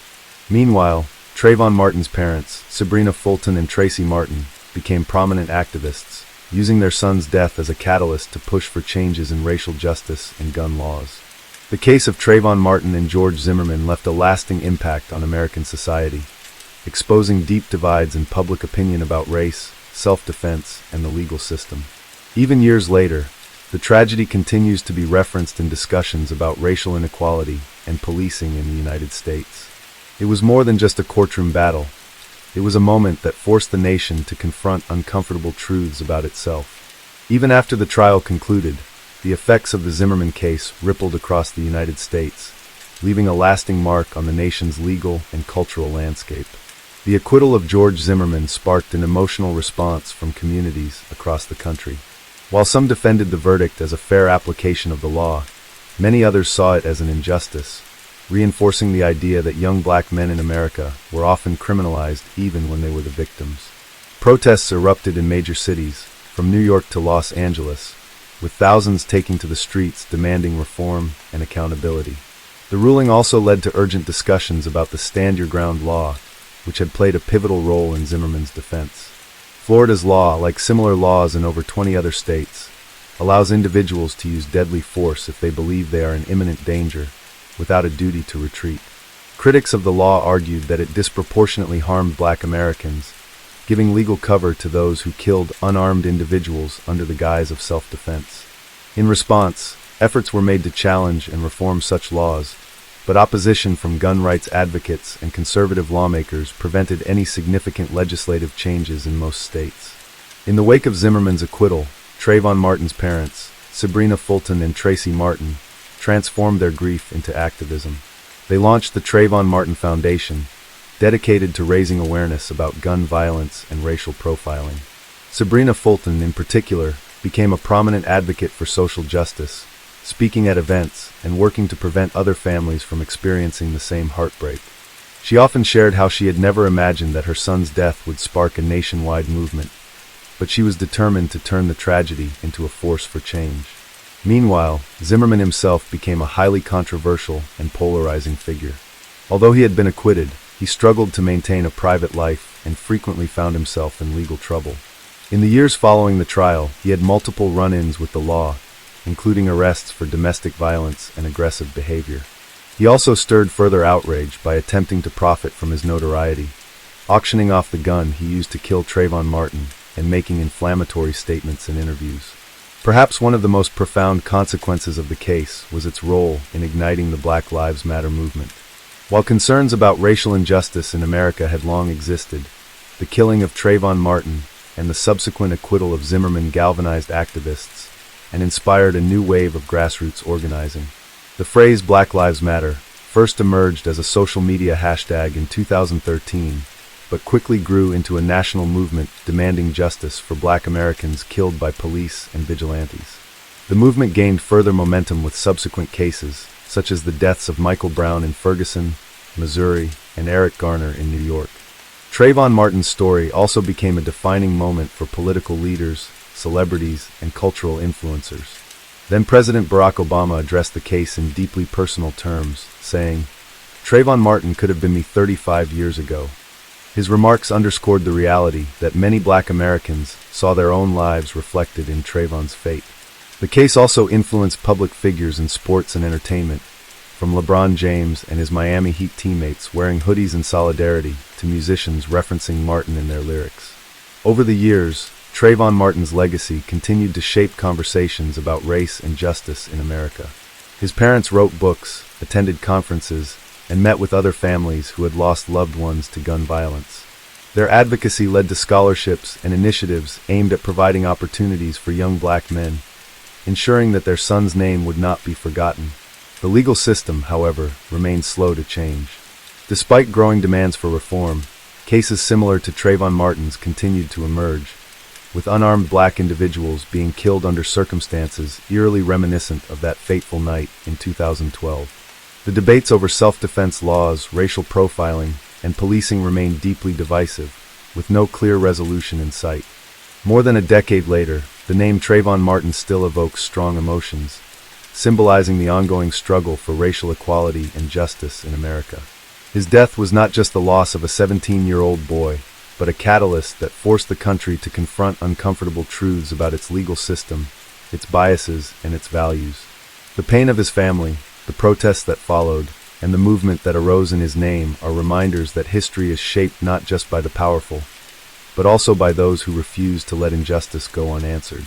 Even now, Trayvon Martin's hoodie, the Skittles in his pocket, and the iced tea he carried remain haunting symbols of a life taken too soon. His story, though tragic, continues to inspire new generations to fight for a world where no one is judged, pursued, or killed simply because of the color of their skin. Story 8. Ark Bridger, a 46-year-old former slaughterhouse worker, lived in a small cottage on the outskirts of Machynlleth, Wales. He was known around town, often seen engaging in odd jobs and socializing in local pubs. To some, he appeared as a friendly, helpful man. To others, he had a darker, more unsettling presence. He had a history of failed relationships, a tendency to fabricate stories about his past, and an obsession with young girls. His computer was later found to contain disturbing images, including violent child abuse material, making it clear that his intentions had been far more sinister than anyone had imagined. On October 1, 2012, in the quiet market town of Machynlleth, Bridger spotted 5-year-old April Jones playing near her home. She had been outside riding her pink bicycle with friends, enjoying the last moments of daylight. Her family lived in a close-knit community where everyone knew each other, and children were often allowed to play freely without fear. That evening, as the children laughed and played near their homes, a vehicle approached them. Witnesses later described seeing a man in a Land Rover speaking to April. Moments later, she willingly got into the car. To her young friends, it didn't seem alarming. Perhaps he was a family friend or someone she knew. But April never returned home. When her parents, Coral and Paul Jones, realized she was missing, panic set in. They immediately searched the area, calling her name, knocking on neighbors' doors, and hoping she had simply wandered off. When there was no sign of her, they contacted the police, triggering one of the largest search operations in British history. Within hours, hundreds of volunteers gathered to help, scouring fields, rivers, and wooded areas, desperate to find any trace of the little girl. The investigation quickly turned to Bridger. His vehicle matched the description given by the children who had seen April get into the car. When police arrived at his home, they found him attempting to destroy evidence. His fireplace contained ashes and burnt fragments that would later be identified as belonging to April. Blood matching her DNA was found inside his home, along with a disturbing collection of images on his computer. Despite overwhelming evidence, Bridger refused to reveal what had happened to April. He initially claimed he had accidentally run her over and could not remember what he did with her body, but forensic evidence contradicted his story. Investigators believed he had lured her into his car with the intent to assault her, killed her shortly after, and then disposed of her body in a way that ensured it would never be found. The search for April continued for months. Thousands of people, from police officers to local volunteers, combed through dense forests, riverbanks, and remote landscapes, hoping for a miracle. The town of Mackinac, once a peaceful and safe community, was consumed by grief and horror. Ribbons, candles, and pictures of April filled the town as her parents clung to the hope that they would find her. But as the days turned into weeks, it became painfully clear that April was never coming home. The case sent shockwaves through the UK, igniting debates on child safety, sex offender monitoring, and the dark corners of the internet where predators like Bridger lurked. The nation watched in sorrow as the trial began, hoping for justice for April and her devastated family. The trial of Mark Bridger, which began in April 2013, was one of the most emotionally charged and heartbreaking cases in recent British history. The courtroom was packed with journalists, legal experts, and members of the public, all awaiting answers to the horrifying mystery that had shaken the nation. At the center of it all were April Jones's grieving parents, Coral and Paul Jones, who sat through the proceedings with quiet dignity, their faces etched with the pain of losing their daughter in such a brutal and senseless manner. The prosecution presented a chilling case against Bridger, revealing details that painted a disturbing portrait of a man whose actions had been deliberate and premeditated. They argued that Bridger, a former slaughterhouse worker with a history of violent tendencies, had targeted April as part of his growing obsession with young girls. His computer, which had been seized during the investigation, contained hundreds of images of child abuse, including photographs of April herself, taken from her family's social media pages before her abduction. There were also disturbing searches related to child murder cases, including those of notorious killers who had targeted young victims in the past. Forensic evidence played a crucial role in the trial. Despite Bridger's claim that he had accidentally run over April and had no memory of what happened next, blood matching April's DNA was found in his living room, along with bone fragments in his fireplace. Experts testified that these remains were consistent with the partial burning of a human child's body. Investigators also found knives and cutting tools in Bridger's home, further strengthening the argument that April had been murdered there. The prosecution believed he had abducted her with the intent of sexually assaulting her before ultimately killing her to avoid being caught. Bridger, however, stuck to his story. He claimed that he had no recollection of disposing of April's body and suggested that he might have blocked out the memory due to trauma. His defense team tried to argue that he had not planned the abduction and that her death had been an accident, but the evidence against him was overwhelming. His erratic behavior before and after April's disappearance, the disturbing content found on his computer, and the bloodstains in his home all pointed to a man who had not only committed an unspeakable crime, but had also taken deliberate steps to cover it up. Throughout the trial, the public followed every detail with horror and outrage. People across the UK wore pink ribbons, the color associated with April, as a symbol of remembrance and solidarity with her family. The small town of Mackinac, once a quiet and peaceful community, had become the focal point of a tragedy that gripped the nation. Vigils were held in her honor, and donations poured in to support her devastated parents. The town's residents, still haunted by the search efforts that had gone on for months, struggled to come to terms with the knowledge that one of their own had committed such a horrific act. As the trial neared its conclusion, the jury was faced with a grim responsibility. They had to determine not only whether Bridger was guilty of murder, but also whether his crime had been premeditated.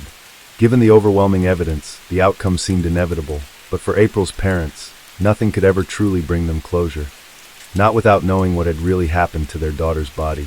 Despite exhaustive searches, April's remains had never been fully recovered, and the thought of never being able to lay her to rest only deepened their anguish. When the verdict was finally delivered, the courtroom fell silent.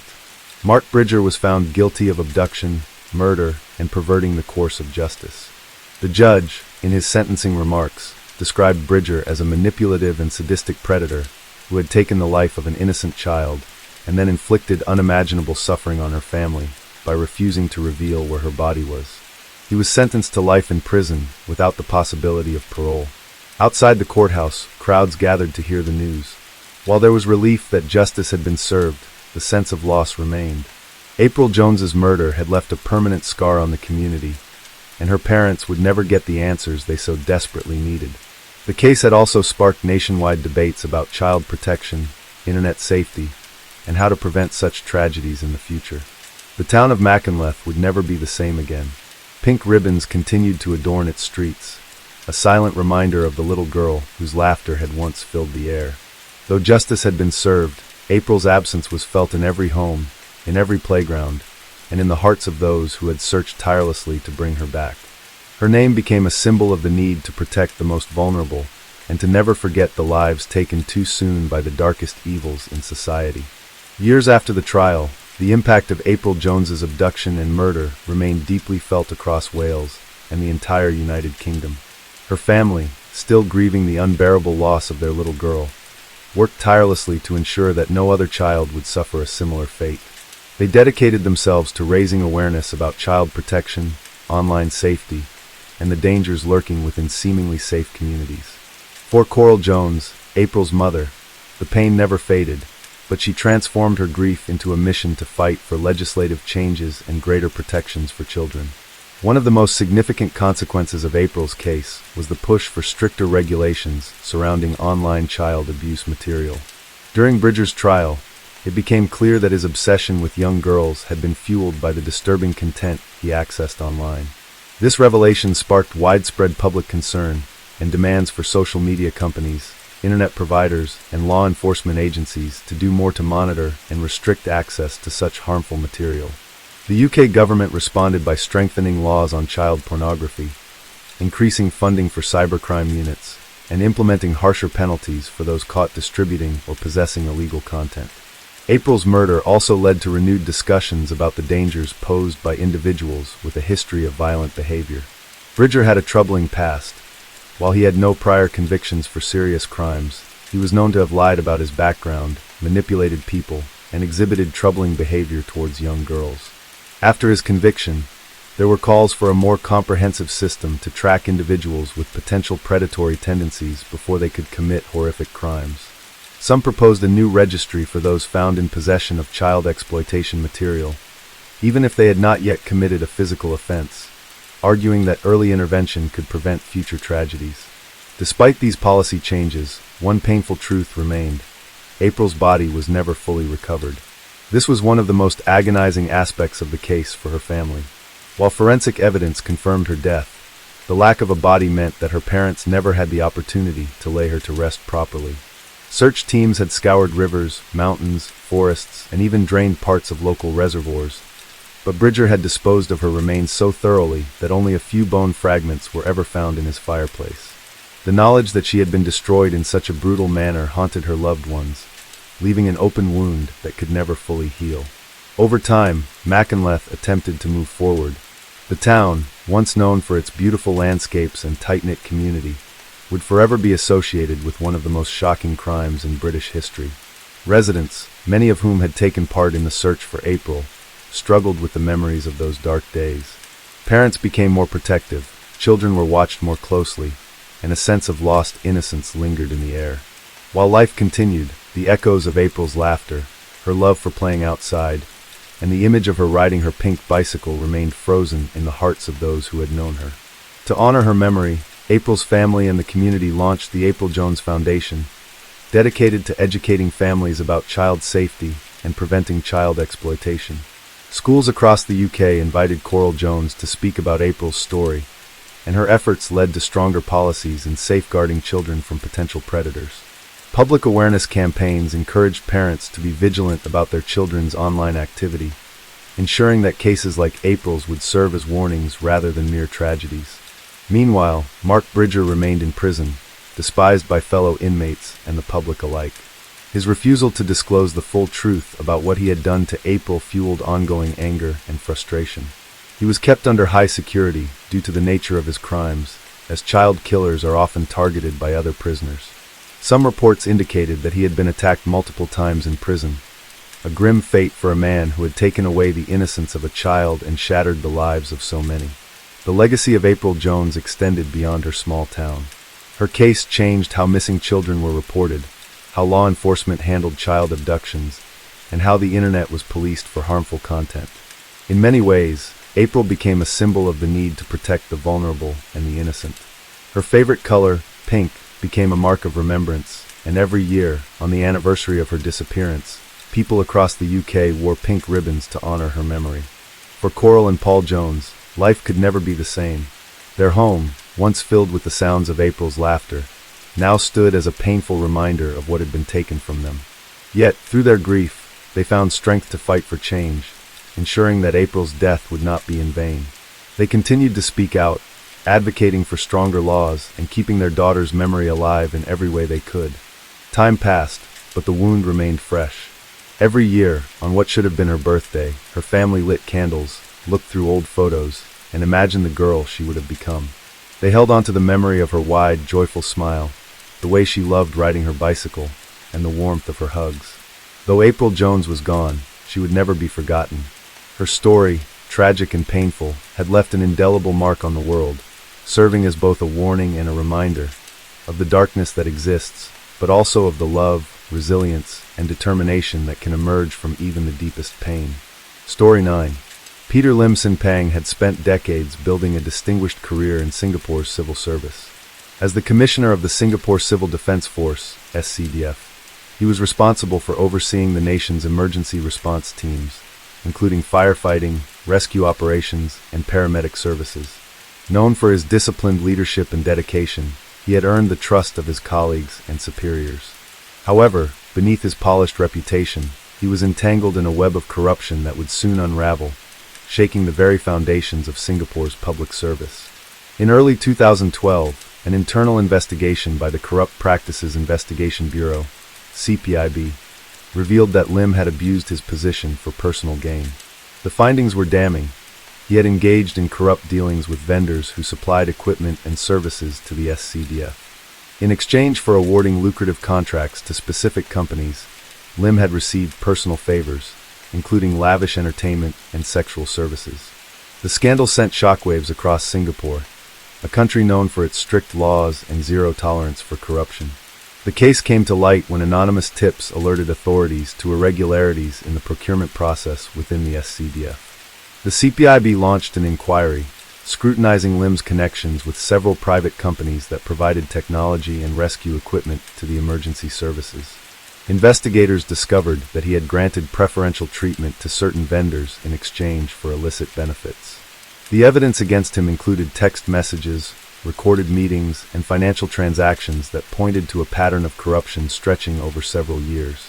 As news of the investigation spread, public trust in Singapore's civil service was shaken. Government officials, typically held to the highest ethical standards, rarely faced allegations of misconduct, let alone corruption, at such a senior level.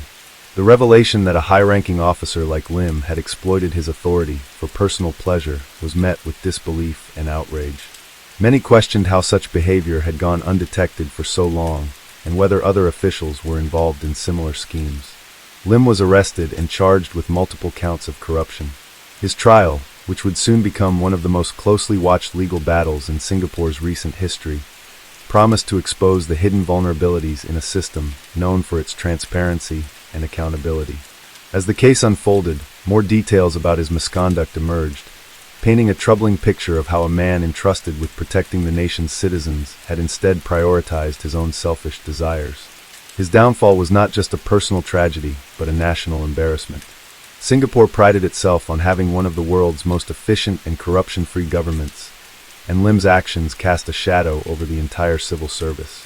The case raised urgent questions about oversight mechanisms, internal audits, and the potential for abuse within even the most respected institutions. The trial was set to reveal the full extent of Lim's corruption, the companies complicit in his schemes, and the systemic weaknesses that had allowed such misconduct to persist undetected. As the prosecution gathered more evidence and key witnesses prepared to testify, Singapore braced itself for a courtroom battle that would leave a lasting mark on the country's fight against corruption. As the trial of Peter Lim Sin Pang began, the nation watched closely. The proceedings were not just about punishing one man, but about reaffirming Singapore's commitment to integrity and justice. Prosecutors laid out their case in meticulous detail, presenting overwhelming evidence of Lim's corrupt dealings. The charges against him centered on the fact that he had granted special favors to specific companies bidding for contracts with the Singapore Civil Defence Force, SCDF. In exchange, he had received personal benefits, including sexual services from women linked to these businesses. The courtroom was filled with legal experts, journalists, and members of the public, all eager to witness how the case would unfold. The prosecution painted a damning picture of a man who had used his powerful position not to serve his country, but to serve his own selfish desires. According to their findings, Lim had leveraged his authority to influence procurement decisions in favor of certain vendors, bypassing fair competition and ethical considerations. One of the most shocking revelations came when evidence was presented showing that Lim had arranged meetings with female executives from private companies that had business dealings with the SCDF. These meetings, initially disguised as professional discussions, had often taken place in private hotel rooms or secluded locations. Witnesses, including some of the women involved, testified that Lim had made it clear, directly or indirectly, that business opportunities would be granted in exchange for personal favors. Some of the women stated that they had felt pressured into complying, fearing that rejecting him would jeopardize their company's chances of securing lucrative government contracts. Financial records and digital communications provided further proof of the corruption. Emails and text messages retrieved from Lim's phone and computers revealed coded conversations where he arranged meetings and discussed procurement matters with the involved companies. There were also bank transfers and expense records indicating that he had accepted expensive gifts and entertainment from business executives in return for awarding them contracts. The prosecution emphasized that these acts were not isolated incidents but part of a sustained pattern of abuse spanning several years. The defense, however, attempted to argue that Lim had not explicitly demanded these favors, and that any gifts or services he received were given voluntarily, with no direct link to contract awards.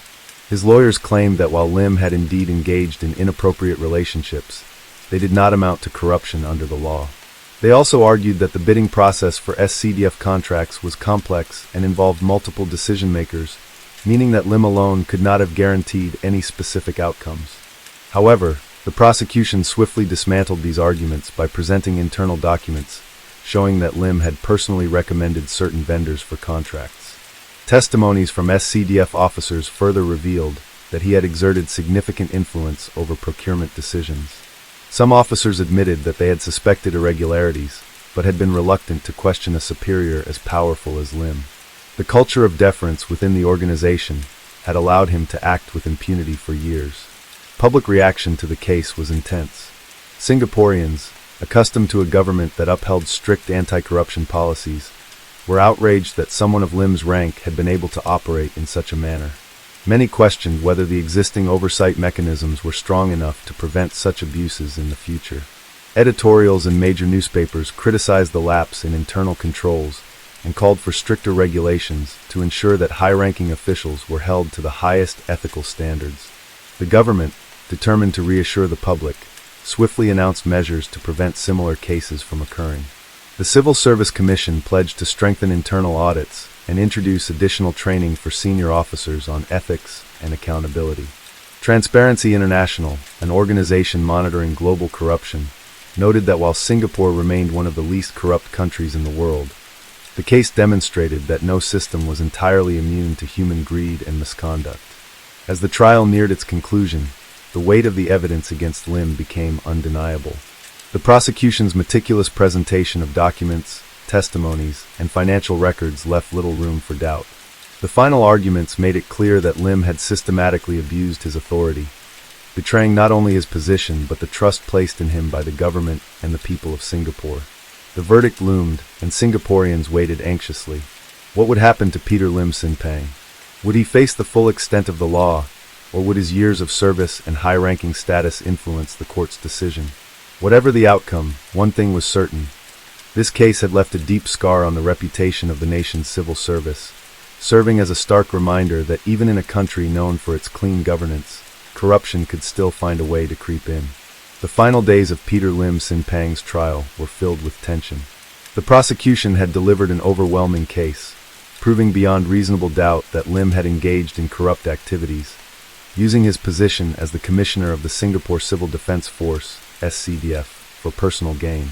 His fate now rested in the hands of the judge, and the entire nation waited for the verdict that would determine whether one of Singapore's most senior civil servants would be held accountable for his crimes. On the day of the ruling, the courtroom was packed with journalists, legal experts, and members of the public. The judge took time to summarize the case, reiterating the prosecution's key arguments. Lim had knowingly engaged in unethical conduct, abused his authority to influence contract awards, and accepted improper benefits from vendors. The judge acknowledged that Singapore was a country that prided itself on its strong governance and zero tolerance for corruption, making Lim's betrayal of public trust all the more severe. When the verdict was finally delivered, guilty on multiple counts of corruption, the reaction was immediate. Some in the courtroom sighed in relief, while others shook their heads at the disgrace of a once respected leader. Lim, standing before the judge, showed little emotion, though those who knew him said that his stiff posture betrayed deep shame and regret. He had built a career on discipline and leadership, only to see it all come crashing down in the most humiliating way possible. The sentencing followed soon after. Given the severity of his offenses, the court imposed a prison term and a heavy fine. The judge made it clear that Lim's actions had not only damaged his own reputation, but had also harmed public confidence in Singapore's institutions. A strong punishment was necessary to reinforce the message that corruption, no matter how high one's rank, would never be tolerated. Lim was led away in handcuffs, his once proud stature reduced to that of a disgraced convict. His fall from grace was complete. The former commissioner of the SCDF, a man who had once been trusted to protect the nation's citizens, now found himself behind bars, condemned by the very laws he had sworn to uphold.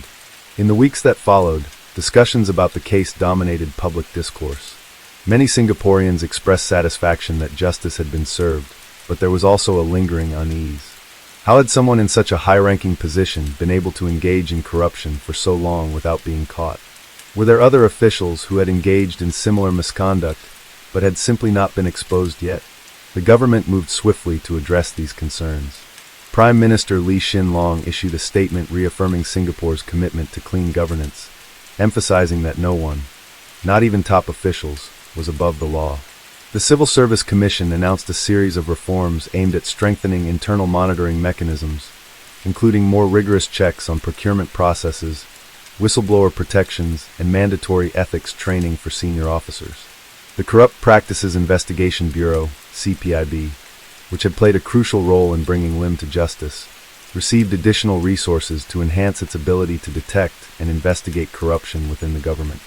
Meanwhile, Lim's personal life was in ruins. Friends and former colleagues distanced themselves, unwilling to be associated with a man whose name had become synonymous with disgrace. His family faced public humiliation, with reporters constantly seeking comments and details about how they were coping with his downfall. His wife, who had initially stood by him, eventually filed for divorce, unable to reconcile the man she had married with the man who had been exposed in court. While serving his prison sentence, Lim reportedly struggled to adapt to life behind bars. Unlike the structured and disciplined world of the SCDF, where he had been in command, he was now just another inmate, subjected to strict routines and constant surveillance. His former colleagues in law enforcement, many of whom had once respected him, now viewed him with contempt. Some sources claimed that he was targeted by other prisoners, who saw him as a symbol of hypocrisy, someone who had enforced the law but had secretly broken it for personal pleasure. Despite the scandal, Singapore's institutions remained strong. The swift and transparent handling of Lim's case reassured the public that corruption would never be tolerated, no matter how high the rank of the offender. The nation moved forward, its commitment to integrity and good governance reaffirmed, even as the memory of the case served as a reminder of the constant vigilance needed to uphold ethical standards. Years later, when discussions of corruption in Singapore resurfaced, Peter Lim Sin Pang's name was often cited as a warning. His case became a textbook example in law schools and public administration courses, illustrating how even the most trusted officials could fall prey to temptation and how a nation committed to justice must always remain prepared to root out corruption, wherever it may be found. As for Lim himself, his time in prison eventually ended, but his life would never be the same. Stripped of his rank, reputation, and privileges, he lived in relative obscurity, forever marked by his past. He had once commanded the respect of an entire nation, but in the end, he was remembered not for his achievements, but for his betrayal. Story 10. Adrian Ernest Bailey had a long history of violent offenses. Born in Australia, he had spent much of his life in and out of prison, with multiple convictions for rape and assault. Despite being labeled a dangerous predator, he had been released back into society, where he continued to pose a threat to women. In 2012, his name would become infamous across Australia as the man responsible for one of the most shocking crimes in Melbourne's recent history, the brutal murder of Jill Meagher. Jill Meagher was a 29-year-old Irish expatriate living in Melbourne. She worked as a journalist for ABC Radio and was well loved by her colleagues and friends. She had moved to Australia with her husband, Tom Meagher, in search of a promising future. On the night of September 21, 2012, she went out for drinks with colleagues at a bar in the bustling suburb of Brunswick. It was a regular night out, and she had only planned to stay for a few hours before heading home. At around 1:30 a.m., Jill decided to walk home alone, rejecting offers from her friends to accompany her. She lived only a short distance away, and Brunswick was generally considered a safe area. But as she made her way down Sydney Road, she had no idea that Adrian Bailey was lurking in the shadows, watching her. Bailey had been prowling the streets that night, looking for a victim. A serial offender with a disturbing pattern of attacking women, he had spent years evading the full consequences of his crimes. When he spotted Jill walking alone, he saw an opportunity. Surveillance footage would later show him following her, his movements calculated and predatory. As Jill neared her home, Bailey approached her, pretending to be friendly at first. When she resisted his advances, he became aggressive. Witnesses later reported hearing a brief struggle, but in the silence of the night, no one realized the danger she was in. Bailey overpowered her and forced her into a dark alley, where he assaulted her before strangling her to death. For hours, Jill's husband, Tom, waited at home, growing increasingly worried when she failed to return. He called her phone repeatedly, but there was no answer. By morning, panic had set in, and he reported her missing to the police. The disappearance of a young woman in a normally safe neighborhood sent shockwaves through the community. Friends, colleagues, and volunteers quickly organized search efforts, putting up missing person posters and appealing for information. CCTV footage soon became the key to solving the case. Investigators retrieved recordings from local businesses, and the images revealed Jill walking down Sydney Road, followed closely by a man in a blue hoodie. The footage sent chills through the public. The police quickly identified the man as Adrian Bailey, a known criminal with a violent past. Bailey, however, did not initially confess. When police tracked him down and brought him in for questioning, he tried to mislead investigators, claiming he had no involvement. But the evidence against him was mounting. Phone records placed him at the scene, and when police searched his home, they found Jill's belongings. With no way to escape the truth, Bailey finally admitted to the crime, describing in chilling detail how he had attacked and killed her. Jill's body was found in a shallow grave about 50 kilometers outside Melbourne. The discovery confirmed the worst fears of her loved ones and the entire nation. The senseless violence of the crime horrified people across Australia, sparking national outrage and a renewed discussion on the justice system's failure to keep repeat offenders like Bailey off the streets. As the case moved toward trial, the weight of Bailey's past crimes became clear. He had a long criminal history, including multiple sexual assaults, yet he had been released from prison and allowed to reoffend. The revelation of his record led to intense criticism of the parole system, with many arguing that stricter measures were needed to prevent dangerous criminals from being released. For Jill's family, the pain was immeasurable. Her husband, Tom, spoke publicly about his grief, questioning how someone like Bailey had been free to walk the streets.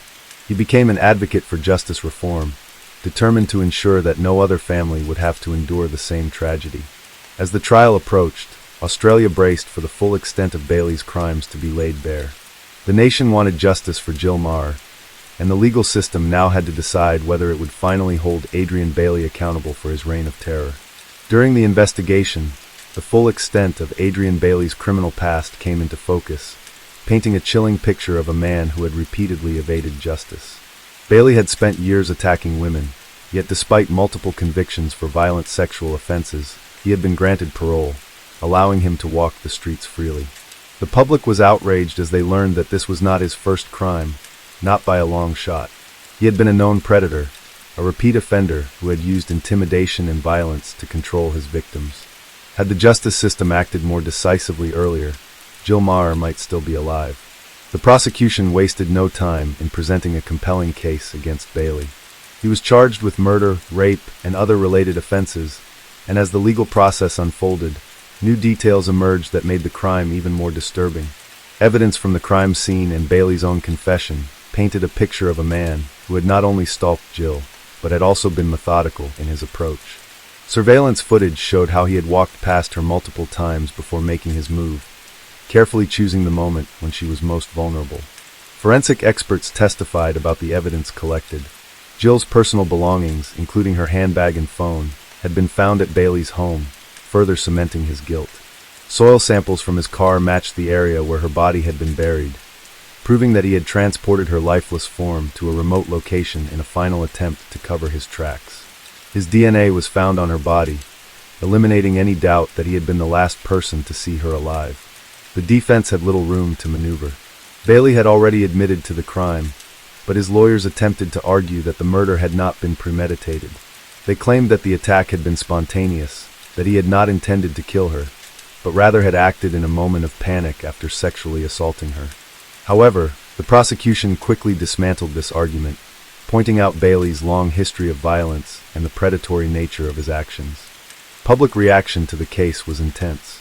Protests and vigils were held in Jill's memory, with thousands of people taking to the streets to demand justice. The outcry was not just about her death, it was about the larger issue of violence against women, the failure of the parole system, and the need for harsher punishments for repeat offenders. The phrase "Reclaim the Night" became a rallying cry, as women in Melbourne and across Australia demanded safer streets and stronger protections against predators like Bailey. Jill's husband, Tom Meagher, became a central figure in the public response to the case. His grief was palpable, but rather than retreat into silence, he chose to speak out. In interviews, he talked about the devastating impact of losing his wife, about how their future had been stolen from them in an instant. He questioned how a man with Bailey's history had been allowed to roam free, and his words resonated deeply with the public.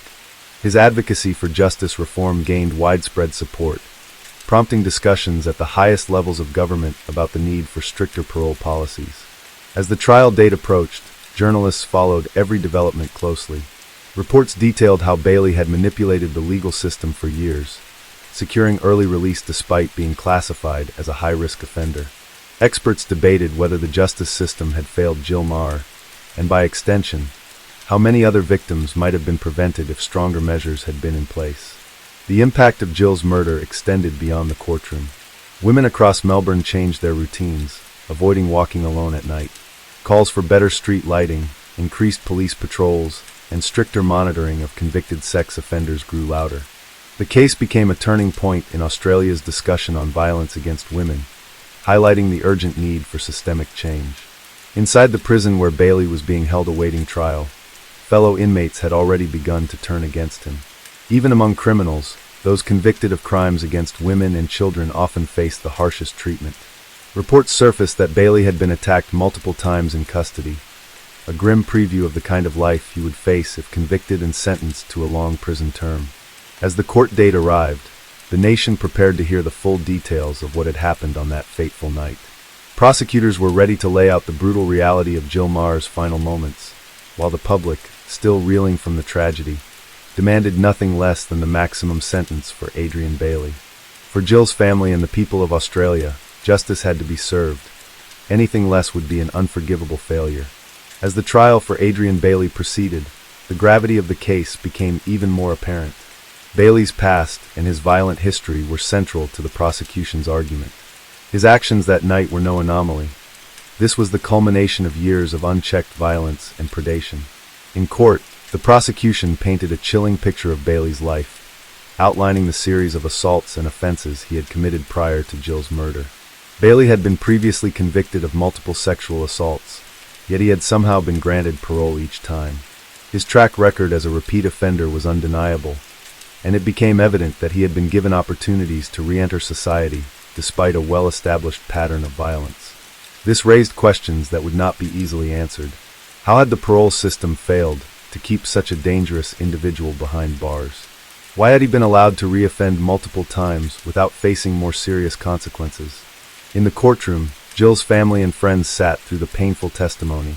Jill's mother, Martina, had traveled from Ireland to be there, unable to comprehend how a daughter who had so much promise and love to offer had been taken in such a senseless way. Martina, in an emotional statement to the press, described Jill as someone full of life, passionate about her work, and caring for those around her. To her, the death of her daughter was not just a personal loss. It was a symbol of the failure of a system that had allowed her killer to roam free. Jill's husband, Tom, too, was a constant presence in the courtroom. He showed remarkable strength as he attended each day of the trial, but the pain was evident in his eyes. He spoke publicly about the future he had envisioned with Jill, their plans to travel, to grow old together, and how those dreams had been destroyed in an instant. As a victim of Bailey's actions, Tom, like so many others, was forced to reconcile with a life that had been shattered by one man's violence. His efforts to seek justice for Jill, as well as his advocacy for reforming the parole system, had garnered widespread attention, and his voice became a powerful reminder of the lasting impact such crimes have on loved ones. The case also revealed disturbing details about Bailey's behavior in the days leading up to the murder. Investigators found that he had been stalking women in the area, and that Jill was not his first intended victim. He had been following other women before he decided to attack Jill, but he had ultimately singled her out for reasons that were impossible to fully understand. The randomness and brutality of his actions served as a stark reminder of the danger posed by repeat offenders, who often target vulnerable individuals in public spaces. As the trial continued, the defense team for Bailey attempted to argue that his actions were the result of personal issues or mental health struggles, but this was met with skepticism from both the prosecution and the public. Bailey's past was filled with violent tendencies, and the idea that his behavior could be attributed to anything other than a conscious choice to harm others was widely rejected. The prosecution painted a portrait of a man who had repeatedly chosen violence, whose predatory behavior was neither a result of mental illness nor a lapse in judgment, but rather the result of a deep-seated disregard for human life. When it came time for the victim impact statements, the courtroom fell silent. Jill's friends and family had been deeply affected by her loss, and their words brought the full weight of the tragedy to bear on everyone present. One friend described Jill as a bright light who had the power to make anyone feel special. Her warm and welcoming nature had touched the lives of so many, and her absence created an irreplaceable void in the lives of those who had known and loved her. These testimonies, filled with love and sorrow, underscored the senselessness of Jill's murder and the profound impact it had on those who were left behind. In contrast, Adrian Bailey remained largely indifferent during the trial. He showed little emotion as the evidence was presented against him, and his demeanor appeared cold and detached, further cementing the public's view of him as a remorseless predator. The defense was unable to provide any compelling explanation for his actions that night, and the overwhelming evidence left little room for doubt. Finally, the day arrived when the jury would deliberate and decide Bailey's fate. After hearing all the evidence, including testimony from both sides, they began their deliberations. The public and Jill's family held their breath as the jury considered the case. When the verdict was announced, it was a moment of bittersweet relief for Jill's family and the people of Australia. Adrian Bailey was found guilty on all charges, including murder, rape, and indecent assault. The judge, in delivering the sentence, expressed his deep sorrow over the loss of such a vibrant life and reaffirmed the importance of holding repeat offenders accountable. Bailey was sentenced to life in prison, with no possibility of parole for at least 35 years. It was a harsh sentence, but it was one that many felt was necessary to send a clear message that crimes like this would not be tolerated. Jill's family, though relieved that justice had been served, would never be able to fully heal from the pain of their loss. Jill's life had been stolen in an act of senseless violence, and no legal punishment could ever bring her back. But the conviction of Adrian Bailey was, for many, a small step toward ensuring that no other family would have to suffer the same fate. In the aftermath of the trial, Australia's justice system came under intense scrutiny, and calls for reform intensified. The tragic case of Jill Meagher had ignited a movement for stronger laws and stricter parole policies, aiming to prevent further tragedies from occurring. For Tom Meagher, the journey of grief and advocacy had only just begun. He remained a vocal advocate for justice reform, determined to ensure that the system worked to protect the vulnerable and prevent future victims. While the pain of losing Jill would never fade, Tom found strength in his commitment to honor her memory through his efforts to ensure that justice would prevail in future cases. The memory of Jill Meagher, a young woman with so much potential, would live on in the hearts of those who loved her. The fight for justice and safety continued, but the pain of that tragic night would never be forgotten. Story 11. Mark Bridger, a 46-year-old man from the small town of Machynlleth, Wales, became the prime suspect in the abduction of 5-year-old April Jones. Bridger, a former slaughterhouse worker, had a history of alcohol abuse and was known to have an unsettling personality. Though he had no direct criminal record for offenses against children, he had been previously investigated for incidents of inappropriate behavior. Despite this, he lived alone in a remote cottage, a short distance from April's home, and had been seen in the area on the evening of her disappearance. On October 1st, 2012, April Jones, a lively and spirited 5-year-old girl, went missing after playing near her home in the quiet town of Machynlleth. She had told her mother, Coral, that she would be playing with friends and would return shortly. However, when night fell and April didn't return, Coral grew concerned. The minutes turned into hours, and panic set in as April's disappearance became increasingly alarming. Coral, along with a few friends and neighbors, immediately began searching the area, hoping to find her daughter. By the time they realized April was truly missing, they had already scoured much of the nearby area, but there was no sign of her. It wasn't long before Coral called the police, who immediately launched a search operation. The entire community rallied together, volunteering to help search, and the police coordinated a widespread effort, employing helicopters, sniffer dogs, and even divers to search nearby water sources. But despite the collective efforts of both authorities and the public, there was no sign of April. As hours turned into days, the situation became more dire. The police investigation was rapidly escalating, but there was still no clear leads or evidence. During this time, the media coverage grew intense, and the small Welsh town, which had once been peaceful and quiet, was now consumed by a sense of fear and uncertainty. The breakthrough in the investigation came on October 2nd, 2012, when Mark Bridger was arrested. Police had been looking into local individuals who had been in the area on the night April disappeared, and Bridger quickly became a person of interest. After conducting a series of interviews and searches, they discovered that Bridger had been near the location where April was last seen.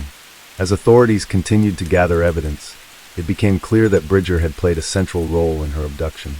The details surrounding Bridger's actions that night were disturbing. He admitted to abducting April, claiming that he had taken her for a ride in his vehicle. He later confessed to having killed her, though his explanations were fragmented and contradictory. He led investigators to an area where they found human remains. The evidence suggested that April had been murdered, and the forensic findings confirmed the worst. The remains were indeed those of the young girl. The case had now turned from a missing persons search to a horrific murder investigation. The arrest of Mark Bridger shocked the entire community.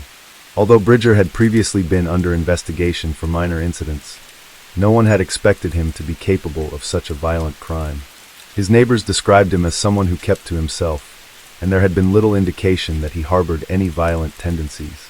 The fact that he had been living in the same community as April, yet had harbored such dark intentions, sent waves of fear and disbelief throughout Machynlleth. As the investigation unfolded, it was revealed that Bridger had carefully planned the abduction. He had been driving around the area on the night April went missing, and had come across her while she was playing with friends. He took advantage of the situation, luring her into his car, and from that point on, he was in control of her fate. The disturbing nature of the crime left both the investigators and the public horrified. The police learned that Bridger had tried to conceal his actions, even washing the car and burning items that may have been connected to the crime. Despite his attempts to cover his tracks, however, evidence mounted against him. Forensic analysis revealed traces of April's blood in his car, and when police searched his home, they found further evidence that connected him to the crime. The news of April's death devastated her family and the entire nation. The tragedy brought to light the vulnerabilities that children face, even in seemingly quiet and safe communities. April's parents, Coral and Paul Jones, were left to grapple with the loss of their young daughter, their lives shattered by the horrific crime. They began to speak out about the need for more vigilance in protecting children, and for stronger punishments for those who commit such heinous acts. The case of April Jones captured the attention of the United Kingdom, with thousands of people following the details of the investigation closely. As the trial date approached, the nation prepared to see justice served for April. As Mark Bridger's trial began in 2013, the details of his abduction and murder of April Jones were carefully laid out in the courtroom, each revelation more harrowing than the last. Bridger stood trial for the kidnapping, rape, and murder of the 5-year-old girl, and the courtroom was filled with tension as both the prosecution and defense presented their arguments. The prosecution's case was built on a substantial body of evidence. They painted a grim picture of Bridger's actions on the night of April's disappearance. Bridger had driven around the small town of Mackinac, carefully searching for an opportunity. He saw April playing outside near her home and took advantage of the situation. It was clear from the surveillance footage, the testimonies of witnesses, and Bridger's own statements that April was completely unaware of the danger she was about to face. As Bridger drove up to April, he convinced her to climb into his car by telling her that he had seen her parents. Once she was inside, however, things took a darker turn. The chilling nature of what happened next was revealed in the details of the investigation. Bridger had no intention of returning April safely. He had been planning her abduction, and it quickly became apparent that his motives were disturbingly twisted. He drove her to his home, where he kept her for several hours, before ultimately taking her life. The prosecutor emphasized the brutal nature of the crime, highlighting that Bridger had shown no remorse for his actions, and had attempted to destroy all evidence in an effort to cover his tracks. Throughout the trial, Bridger's lack of empathy for his victim became painfully clear. When police asked him why he had taken April's life, his responses were often incoherent and nonsensical. He claimed that he hadn't meant to hurt her, but his actions told a different story. Evidence found at his home revealed that he had been preparing for the crime. He had a history of inappropriate behavior, and experts pointed to a long-standing pattern of predatory tendencies. Though his defense team attempted to argue that he was suffering from a temporary lapse in judgment, the overwhelming evidence painted a picture of a man who had planned and carried out a cold-blooded murder. The prosecution also brought attention to Bridger's behavior after the crime. He had spent hours trying to cover up the evidence, washing his car, and burning clothing that might have been contaminated with April's blood. His attempts to destroy the evidence made it clear that he knew exactly what he had done, and he had no intention of being caught. Yet, despite his best efforts to conceal the truth, the forensic evidence was irrefutable. DNA traces of April were found in his car, and traces of her blood were discovered on his clothing. The defense, in contrast, sought to portray Bridger as someone who had momentarily lost control. They argued that he had not planned the murder and had been overcome by some sort of panic after abducting April. They suggested that he had not meant to harm her, but had acted in a confused, erratic state. However, this defense was largely rejected by both the prosecution and the public. Bridger's long history of erratic and predatory behavior suggested that his actions were more deliberate than he was willing to admit. His complete lack of remorse and his attempts to cover up the crime painted him as a man who had planned the abduction and murder in cold blood. As the evidence mounted, the trial reached its final stages. The jury was tasked with deciding Bridger's fate, and the tension in the courtroom was palpable. For April's family, the months of uncertainty and heartache had finally led to this moment. Coral and Paul Jones, April's parents, had shown remarkable strength throughout the trial. They attended each day, sitting through the painful testimony, never losing sight of their goal to ensure that April's murderer would be brought to justice. Their pain was evident, but they also demonstrated incredible resilience, speaking out about the dangers of child abduction and the need for stronger protections for children everywhere. In a final emotional statement, April's parents described their daughter as a happy and loving child, full of life and promise. They shared their grief and the void that had been left in their lives by her untimely death. No sentence could ever bring April back, but they hoped that by standing firm in their commitment to justice, they could help protect other children from facing the same fate. Finally, after several days of deliberation, the jury returned with their verdict. Mark Bridger was found guilty of the murder, abduction, and sexual assault of April Jones. The court was silent as the verdict was read aloud. For many, the guilty verdict was a small measure of justice for the devastating loss of a young girl whose life had been stolen in an instant. In his sentencing, the judge condemned Bridger's actions as cold and calculated.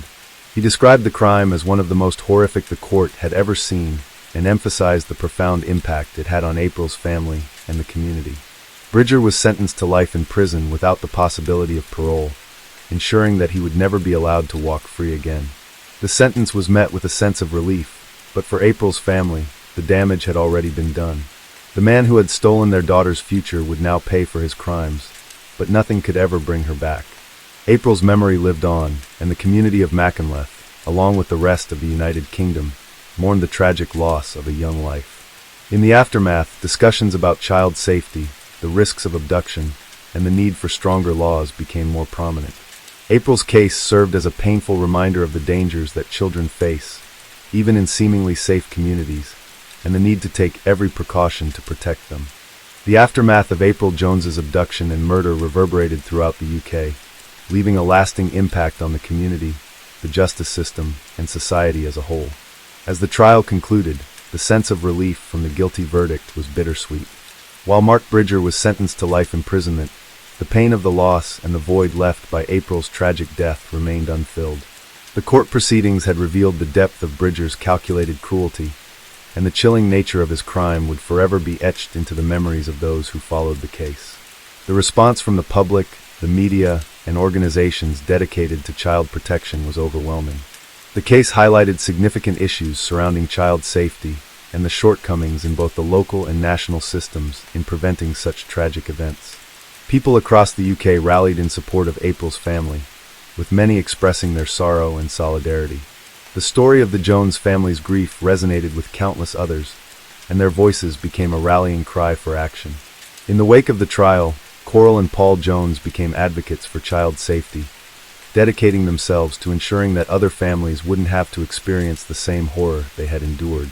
They publicly campaigned for stronger child protection measures, including stricter regulations for people with criminal backgrounds and a more robust system for monitoring those who had previously committed offenses.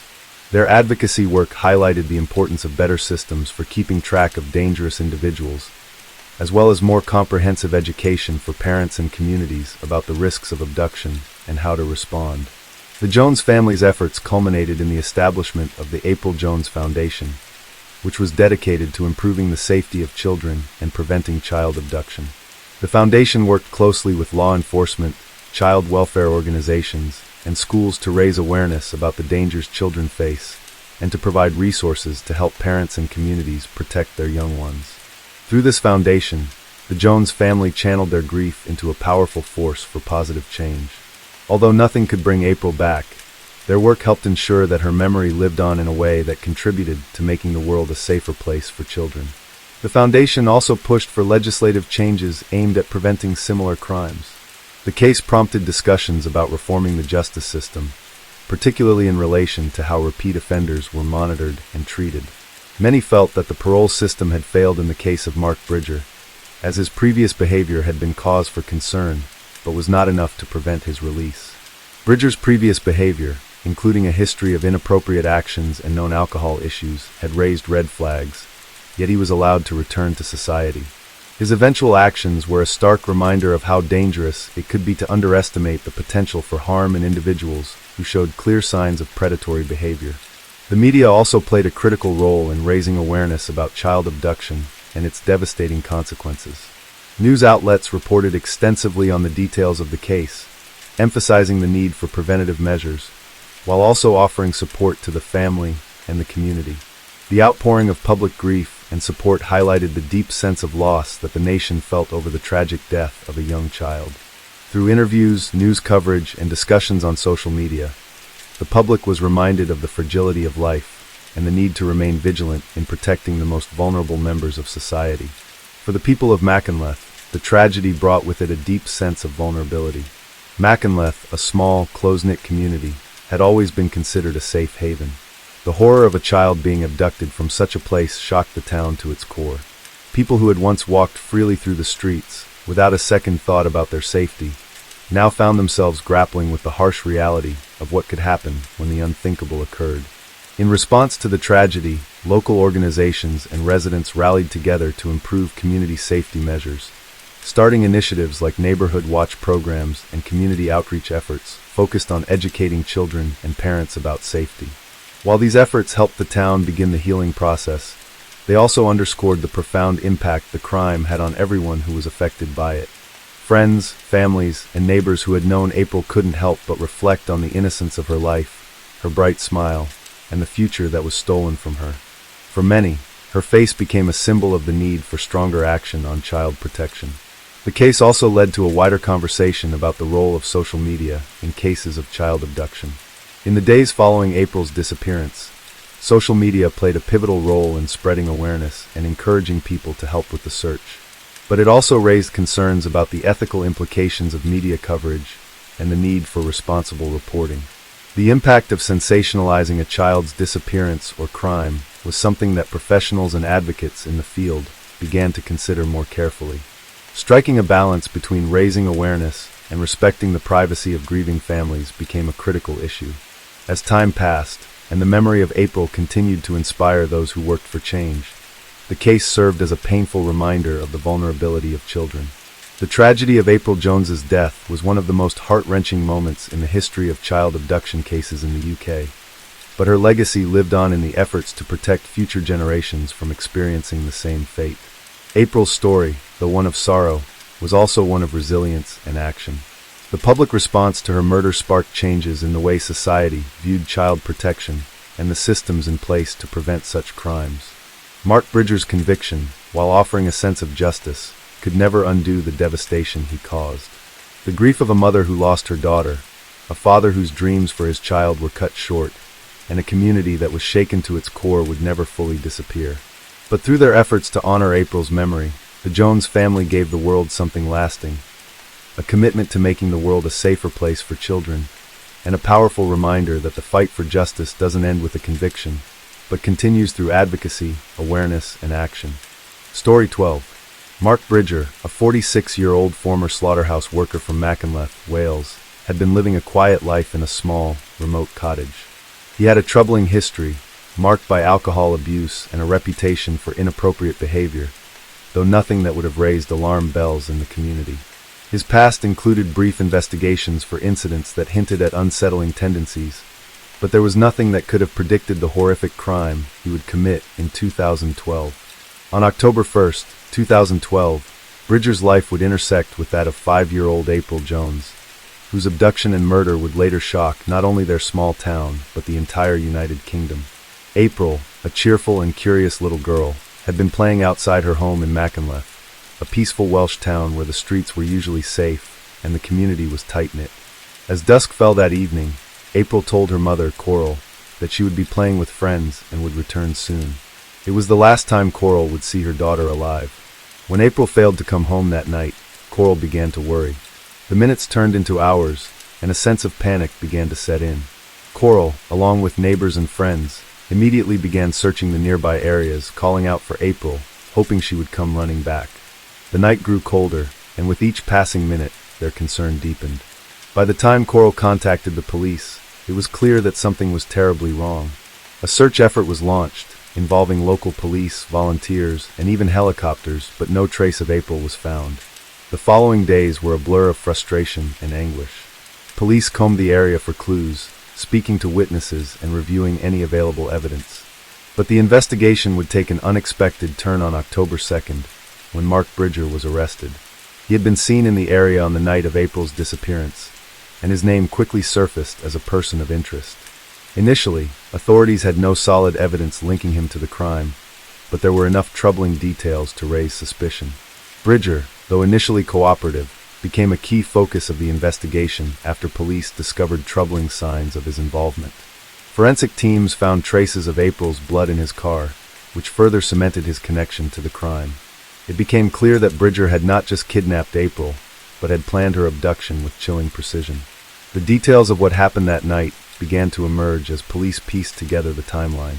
Bridger, after his arrest, would later admit to abducting April.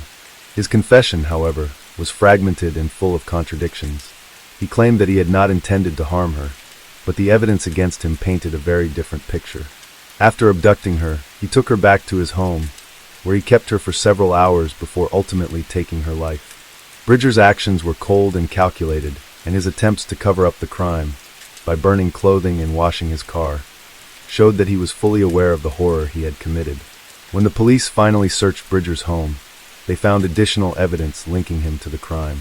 His home was filled with disturbing items, some of which were connected to previous inappropriate behavior.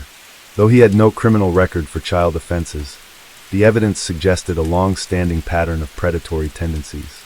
As investigators continued their search, they uncovered even more chilling details about Bridger's actions that night. On October 5th, the search for April took a tragic turn. Bridger led police to an area where they discovered human remains, and forensic tests later confirmed that the remains belonged to April Jones. The discovery sealed the case against Bridger, and it became clear that April had not only been kidnapped but murdered in the most heinous way. The details of April's death were heartbreaking. Her family was left devastated by the loss, and the small town of Mackinac, where such horrors seemed unimaginable, was left reeling. The arrest of Mark Bridger and the subsequent discovery of April's remains turned the focus of the case from a missing person search to a murder investigation, leaving the entire nation grappling with the brutality of the crime. As the investigation continued, the depth of Mark Bridger's chilling actions began to unfold in the courtroom and in the media. The trial, which began in early 2013, was a harrowing and emotional experience for April's family and the small community of Mackinac, which had been forever scarred by the tragedy. Bridger's behavior in the aftermath of April's disappearance was nothing short of unsettling. The day after he abducted April, he went about his business as if nothing had happened. He cleaned his car and disposed of the clothes he had worn during the abduction. But despite his attempts to erase the evidence, forensic investigators were able to piece together the disturbing chain of events. Traces of April's blood were found in his car, and further examination revealed that the blood was consistent with her DNA. One of the most shocking aspects of the investigation was Bridger's behavior during his initial interview with the police. At first, he denied any involvement in April's disappearance, insisting that he had no idea where she was. But as the evidence mounted against him, he became more defensive and evasive. The police quickly saw through his lies and inconsistencies. Bridger eventually admitted to abducting April, but his account of the events was erratic and confusing. He claimed that he had not meant to harm her, but failed to provide a coherent explanation of why he had taken her in the first place. The prosecution's case against Bridger was compelling and disturbing. They presented the evidence that proved he had abducted April with premeditation. It became clear that he had been watching her that evening, waiting for the perfect opportunity to strike. Surveillance footage showed Bridger driving through the town just before April went missing. He had seen her outside her house and had taken the opportunity to kidnap her. It was a cold and calculated act, and the evidence pointed to a man who had a disturbing disregard for the life of a young child. In the days following the abduction, Bridger's actions showed a complete lack of remorse. Not only had he abducted and murdered April, but he had also gone to great lengths to cover his tracks. He destroyed evidence, including clothes and other items that could have been linked to the crime. The prosecution painted a picture of a man who had no empathy for his victim, who had deliberately tried to erase the evidence in order to avoid being caught.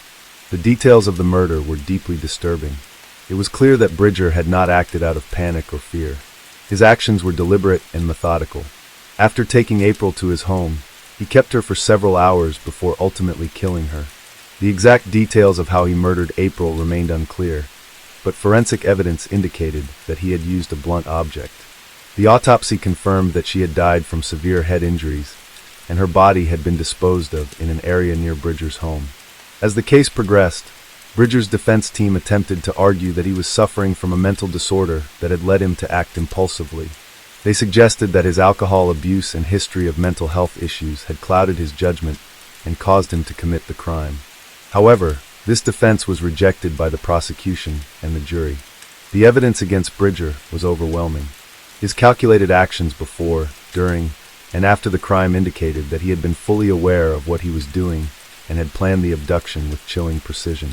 The most emotional moments of the trial came when April's family took the stand.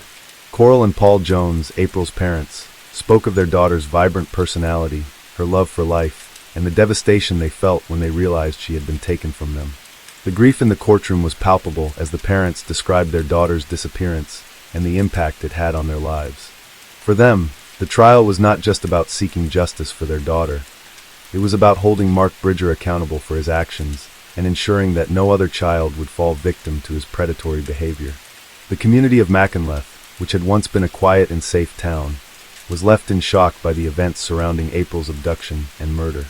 The people of the town had known April, and many of them had even seen her playing in the streets before her disappearance. The crime shattered the sense of security that the residents had once taken for granted. In the wake of April's death, the town came together in solidarity to support the Jones family, while also grappling with the painful reality that a man they had once known had committed such a heinous act. Throughout the trial, the public's reaction to Bridger's actions was one of horror and disbelief. The media coverage of the case was intense, and it seemed that every new revelation about the crime sent shockwaves through the nation. People were stunned by the brutality of the murder, as well as the cold-hearted way in which Bridger had tried to cover up his crime. The case sparked widespread discussions about child safety and the need for stronger measures to protect children from predators. As the trial neared its conclusion, the jury was tasked with determining Bridger's fate. The evidence against him was irrefutable, and the public and media were united in their call for justice for April. The verdict came on May 30th, 2013. Mark Bridger was found guilty of the murder, abduction, and sexual assault of April Jones. The sentence was life imprisonment without the possibility of parole, ensuring that Bridger would never be free again. While the verdict provided a sense of justice, it did little to ease the pain of April's family. No sentence could ever bring their daughter back or erase the trauma that had been inflicted on them. For Coral and Paul, the loss of their beloved daughter was something that they would carry with them for the rest of their lives. But in the aftermath of the trial, they found solace in knowing that their daughter's memory would live on through their efforts to prevent other families from experiencing the same heartache. In the years that followed, the case of April Jones remained a painful reminder of the dangers that children face in an increasingly dangerous world. Mark Bridger's cold-blooded actions would never be forgotten, and his conviction sent a clear message to others who might consider harming innocent children. The legacy of April Jones lived on in the work of her family, who continued to advocate for stronger child protection laws and greater awareness of the risks children face every day. The aftermath of the trial and Mark Bridger's conviction had a far-reaching impact that rippled through both the local community and the broader UK. April's murder was a turning point for discussions on child safety and highlighted several serious issues that had previously been overlooked or underestimated. The case forced the government, child protection agencies, and local communities to reassess how they handled potential risks to children and how effective current systems were at identifying and dealing with dangerous individuals. For the Jones family, the emotional toll of the trial was profound. The pain of losing April could never be erased, and despite the conviction, they continued to grapple with the void left by her absence. Coral and Paul Jones, though devastated, channeled their grief into efforts that would honor their daughter's memory and hopefully protect other families from experiencing the same tragedy. They became staunch advocates for children's safety, speaking out about the gaps in child protection services and pushing for stronger legal safeguards. Their advocacy became a beacon of hope for those seeking justice for their own children and for ensuring that such a tragedy would never happen again. One of the key areas that the Jones family focused on was improving the monitoring of individuals who had previously been investigated for inappropriate behavior, especially those like Mark Bridger, who had a history of concerning actions, but had not been convicted of any serious crime.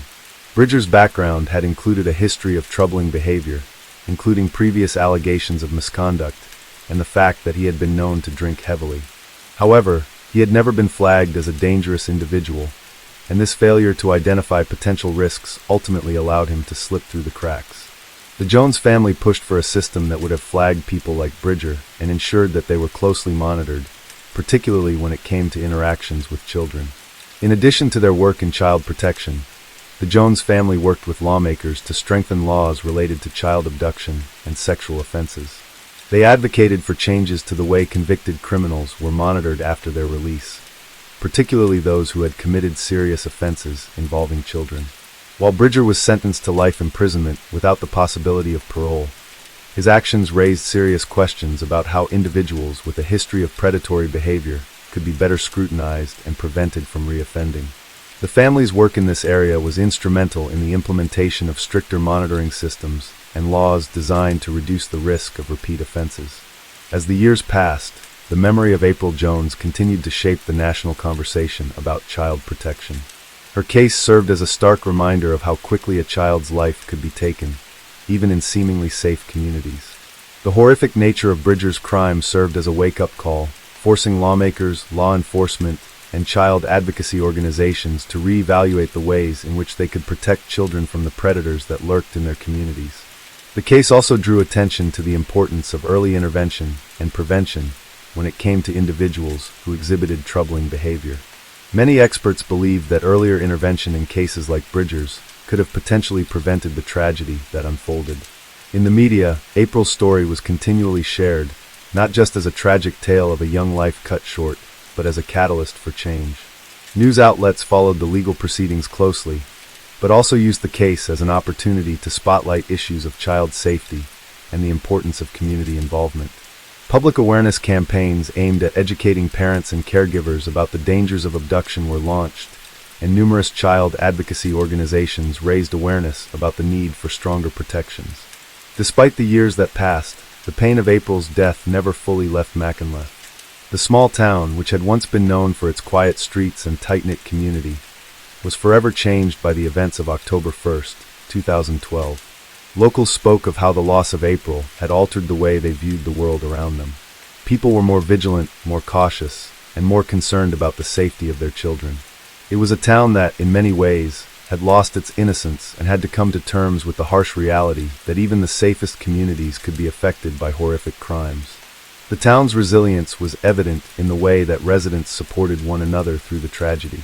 Memorials and tributes were held in April's honor, with people from all over the UK coming to pay their respects to the young girl whose life had been stolen so cruelly.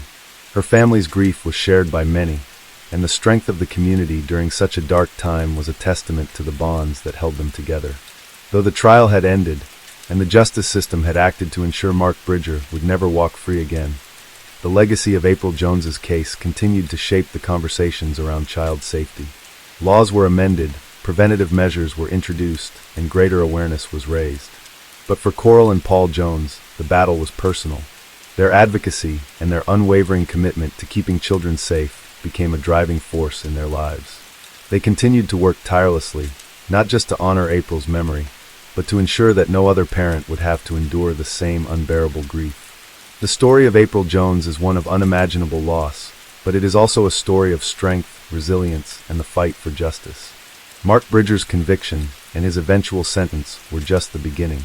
The legacy of April's life and death lives on in the work that her family and the community continue to do. They will never forget her, and they will never stop fighting to ensure that other children are protected from the horrors that claimed her life.